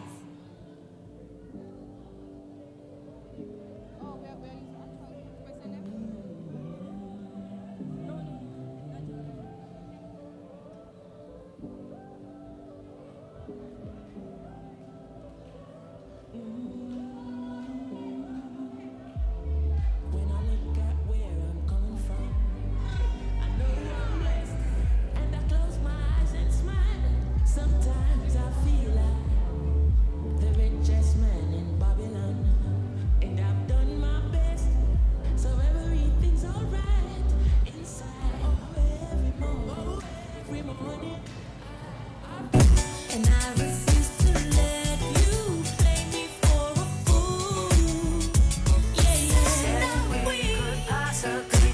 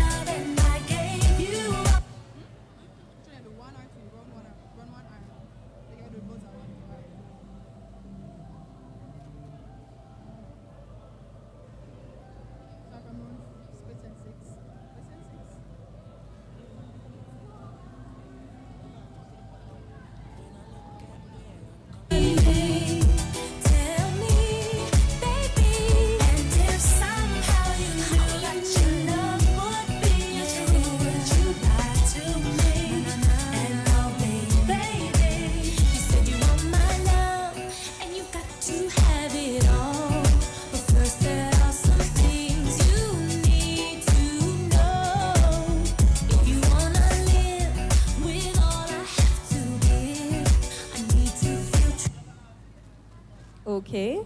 Before we begin, we will ask the captain for each team to shake hands. Then play rock, paper, scissors to decide who will go first. Rock, paper, scissors. Rock, paper, scissors. All right. One, best of one. Do you want to go first? No. Okay, so team online will be going first. All right, before we get in, do I need to repeat the rules? All right, so Team A will be given the opportunity to answer a set of questions. If they are unable to answer the question will then pass to Team B, and vice versa. In round 2, it is timed, 10 seconds. So round 2, Miss Campbell. For round 2, each team will be asked a question. They have 10 seconds to answer the given question. A correct answer will earn the team 1 point. If the answer is incorrect, no point will be awarded and the question will not be passed. And round 3, the final round. In this round, questions will be asked, and the first team to press the buzzer and wait to be acknowledged will be given the chance to answer. A correct answer will earn the team 2 marks, and incorrect answer will earn them a deduction of 2 marks also. Okay, let the games begin. Okay, team online, your first questions read, Solve for x. 2x squared minus 7x minus 4.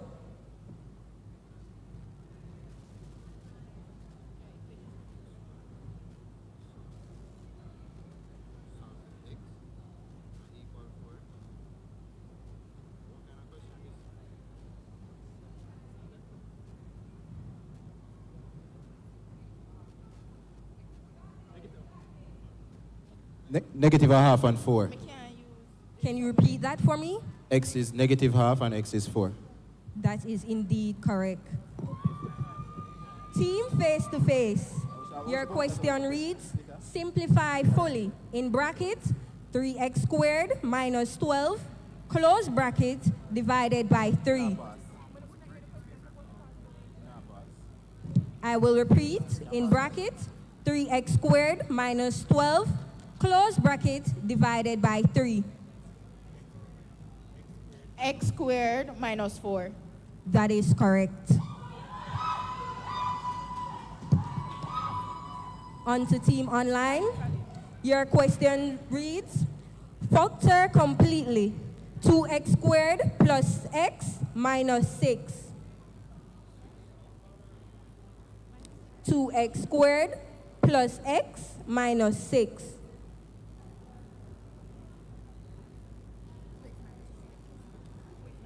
Two x minus 3, x plus 2. That is correct. Team face to face. Find the gradient of the line perpendicular to y equal half x plus 3. Find the gradient of the line perpendicular to y equal half x plus 3. A half? That is incorrect. Team Online, would you like to try? Yes, thank you. Minus 2. That is correct. And our final question to Team Face to Face. Solve simultaneously. X plus y equals 7. Oh, my apologies. I am so sorry. Team Online, my apologies. Your question reads, solve simultaneously. X plus y equals 7 and x minus y equal 1. Substitute x into... X is 4 and y is 3. That is correct. We will now proceed into round 2.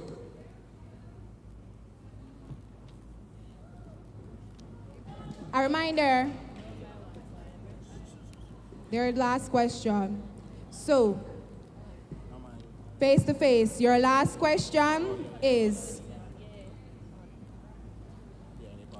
find the equation of a line with gradient 3 passing through 1, 2, bracket 1, comma 2. Really?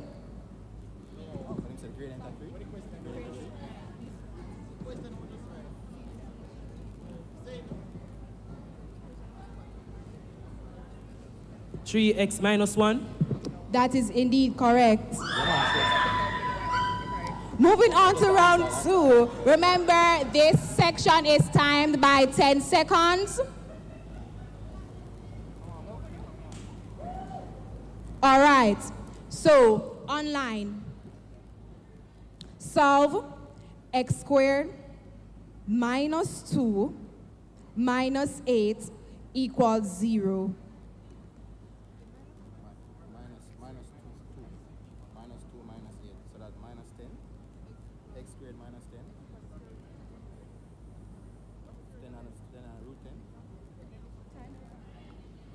X is root 10.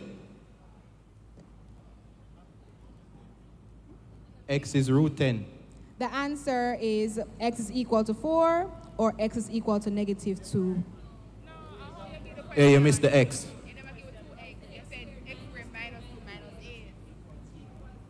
My apologies. I will accept the answer, right? Will I answer the answer? Guys, I'm not ChatGPT. I can't give you everything right, okay? Let's go.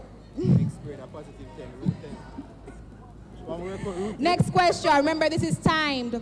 Judges, are we timing? Thank you, Miss Pinnock. This answer goes to face.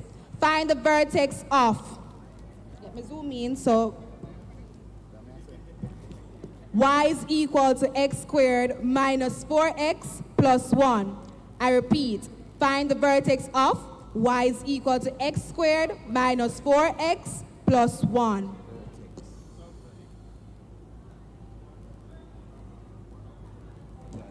That is time. Moving to online. Differentiate y is equal to 3x squared minus 5x plus 4.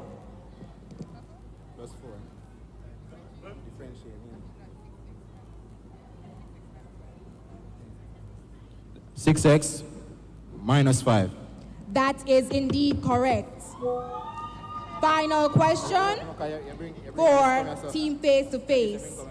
Find the gradient at x equal 2 for y is equal to x squared.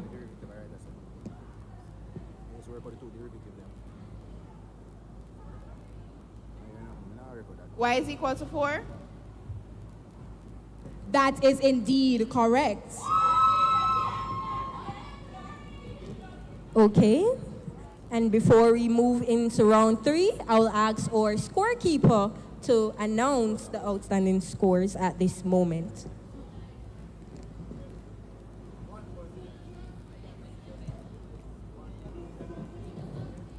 Okay, the audience wants the suspense, so we'll announce the scores at the end of this match. Judges? Judges want the suspense, so we'll announce the score at the end of this round. And we'll now move into round 3, which is the buzzer round. So questions will be asked, and the first team to press the buzzer will be given the chance to answer. If you answer the question correctly, you will earn 2 points, and if you answer the question incorrectly, you will lose 2 points. Can you please give me a buzzer check? Buzzer check. Okay, thank you.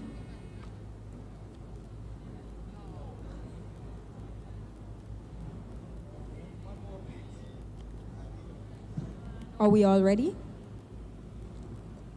Solve x squared minus 1 equals 0. Team face-to-face. Them say solve. X is equal to 1 and minus 1. That is correct. Our next question. Differentiate y equal x cubed. Team online. Y is 2x squared. Repeat that. Y is 2x squared. That is incorrect. Question 3. Incorrect. Evaluate sine 60 degrees. Evaluate sine 60 degrees. Team face-to-face. Root 3 over 2. That is correct. Next question. Solve 3x is equal to 2x plus 5. Team online. X equal. X is positive 5. That is correct. Expand the bracket, x plus 5 squared.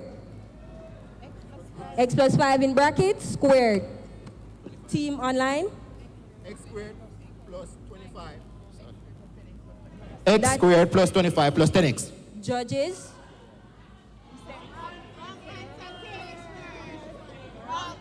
I heard the wrong answer first, and the judges agree.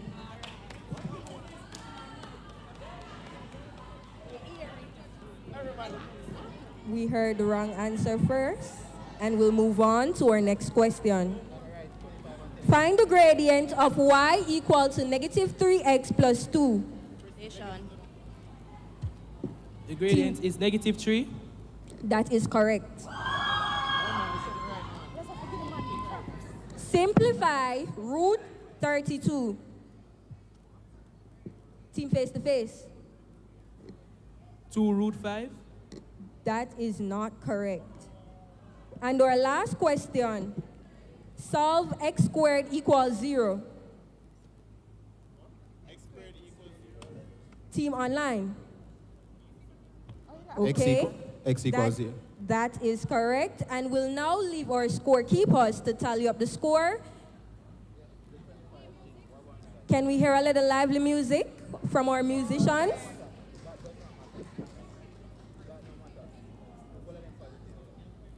That was a close round. I don't know who's the winner.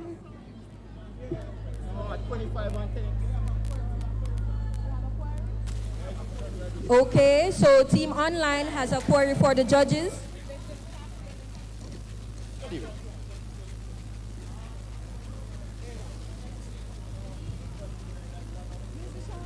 Musicians.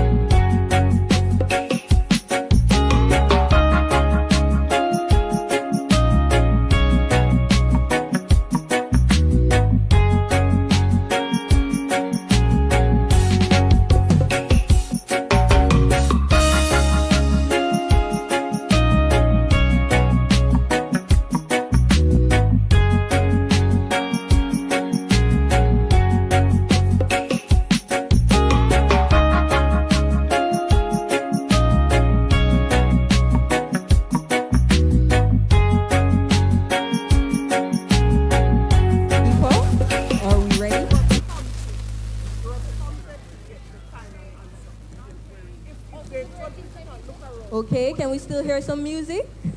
Scores are being queried.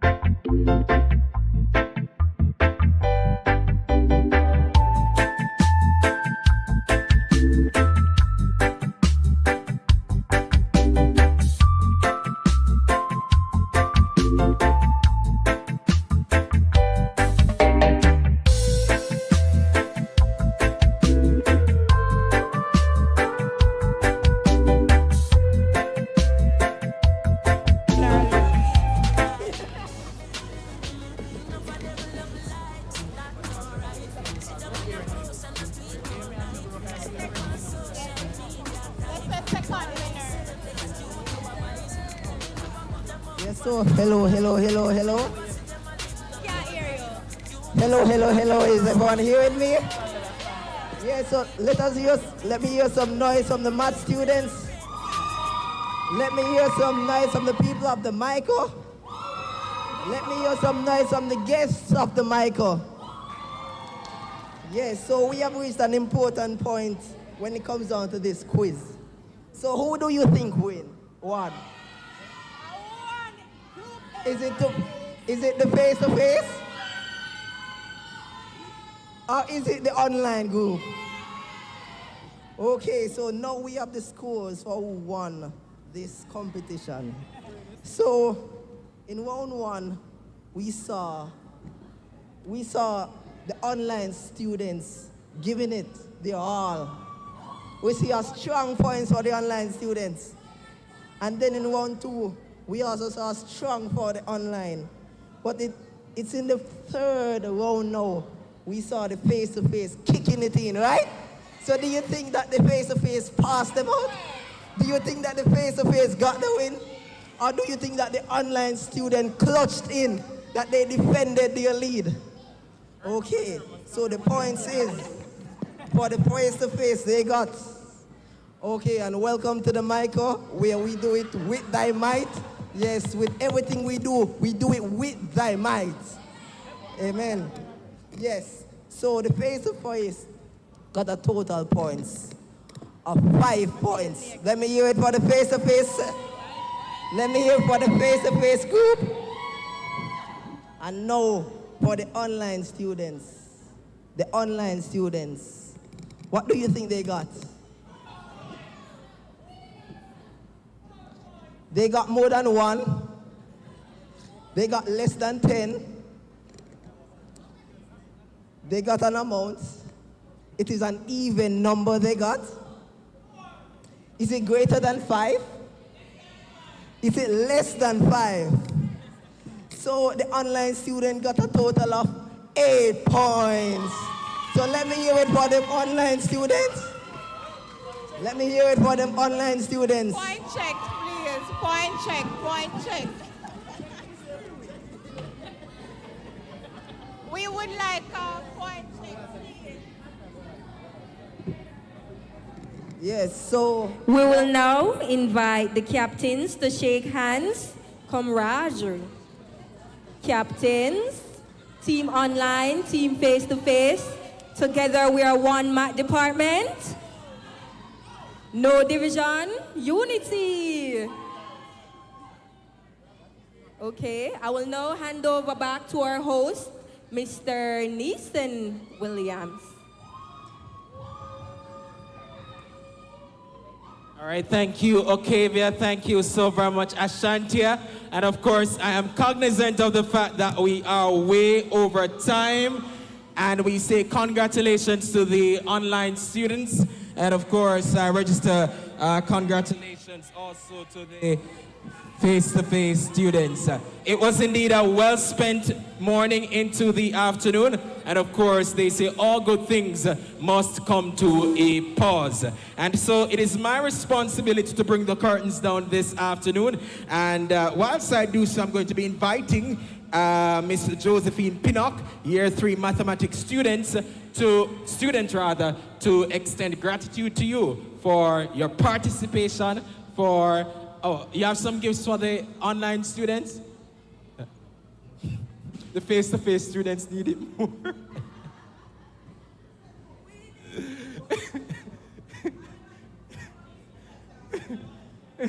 The face-to-face students always show up without their instruments.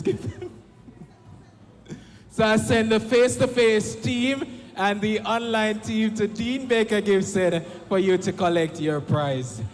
All right, let's now hand over to Miss Josephine Pinnock for the closing remarks.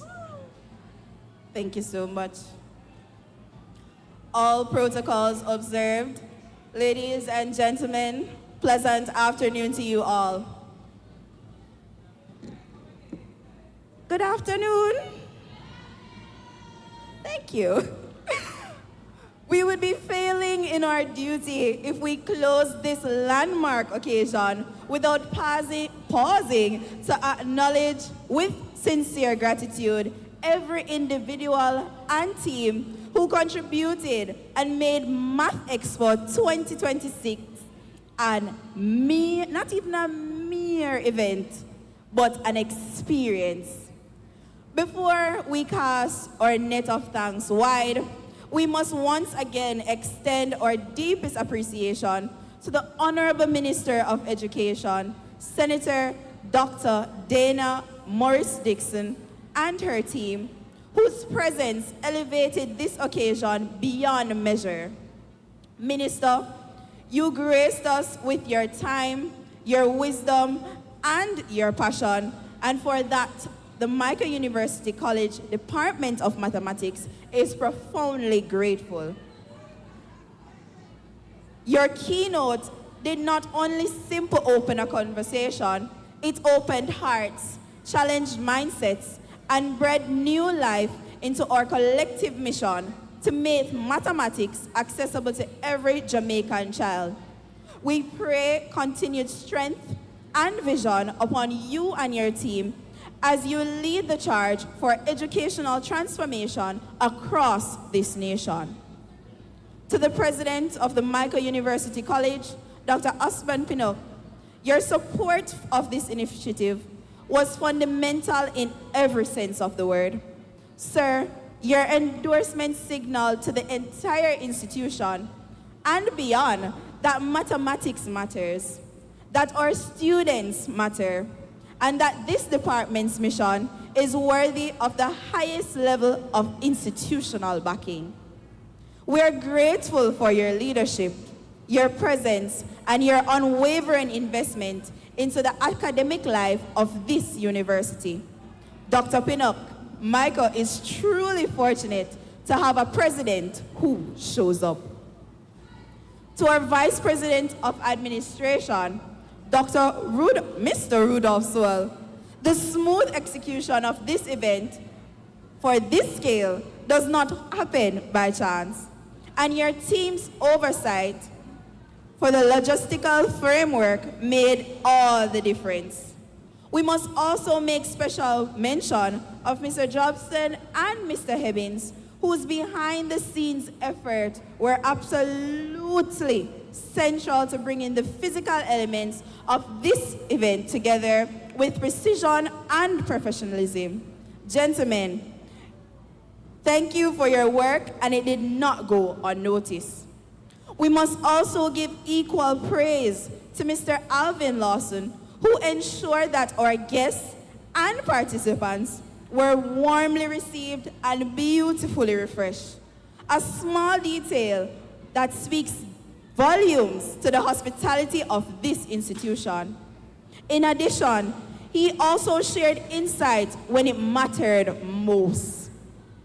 To our bursar, Mr. Devon Gardner, your confidence in this project demonstrated through your financial authorization gave us the green light to dream boldly and execute fully.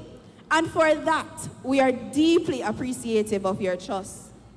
To Ms. Erica Bent, our Director of Marketing and Business Development, and her talented team, your contribution has been nothing short of invaluable.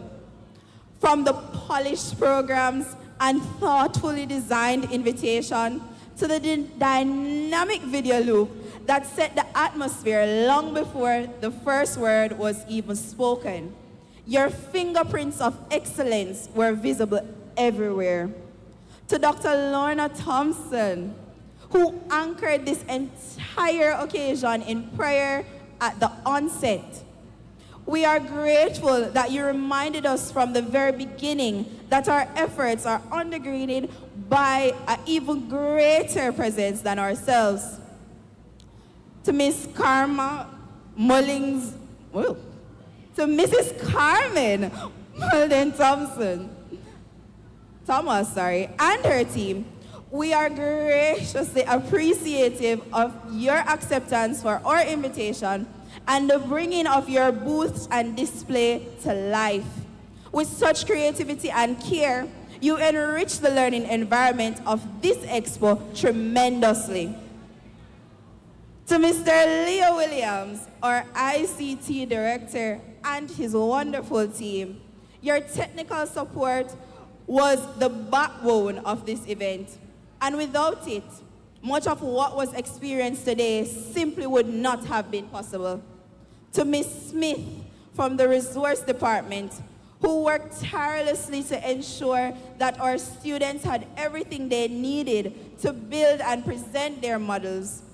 Your diligence made creativity possible. To procurement, who behind the scenes coordination ensured that every request was processed and every need was met. We thank you. To Mr. Atkinson, whose eye for decor transformed the space into something befitting for this occasion. And to Mr. Laban, whose magnificent balloon arch welcomed every guest with color, energy, and celebration. Gentlemen, the atmosphere you created spoke before anyone uttered a single word. We must also give a thunderous round of applause to the students of the Jesse Ruppel Primary School, whose stellar performance today had everyone in this room captivated, and they reminded us exactly who we do this for, our children. They were brilliant, confident, and an absolute joy to watch. We must also extend heartfelt congratulations and appreciation to Mrs. Morrison for the historic launch of MathLink by the Michael. This is a milestone moment for this institution and a gift for the broader Michael education community in Jamaica. And we must not overlook the grace and eloquence of Miss Bennett, who delivered the vote of thanks to the minister with such poise and warmth. You represented the department beautifully. Now, within the math department, there are shoulders upon which this entire event was carried.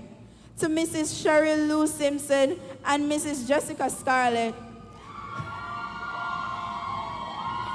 who worked tirelessly with the first-year students to guide the creation of their models while simultaneously serving on the planning committee.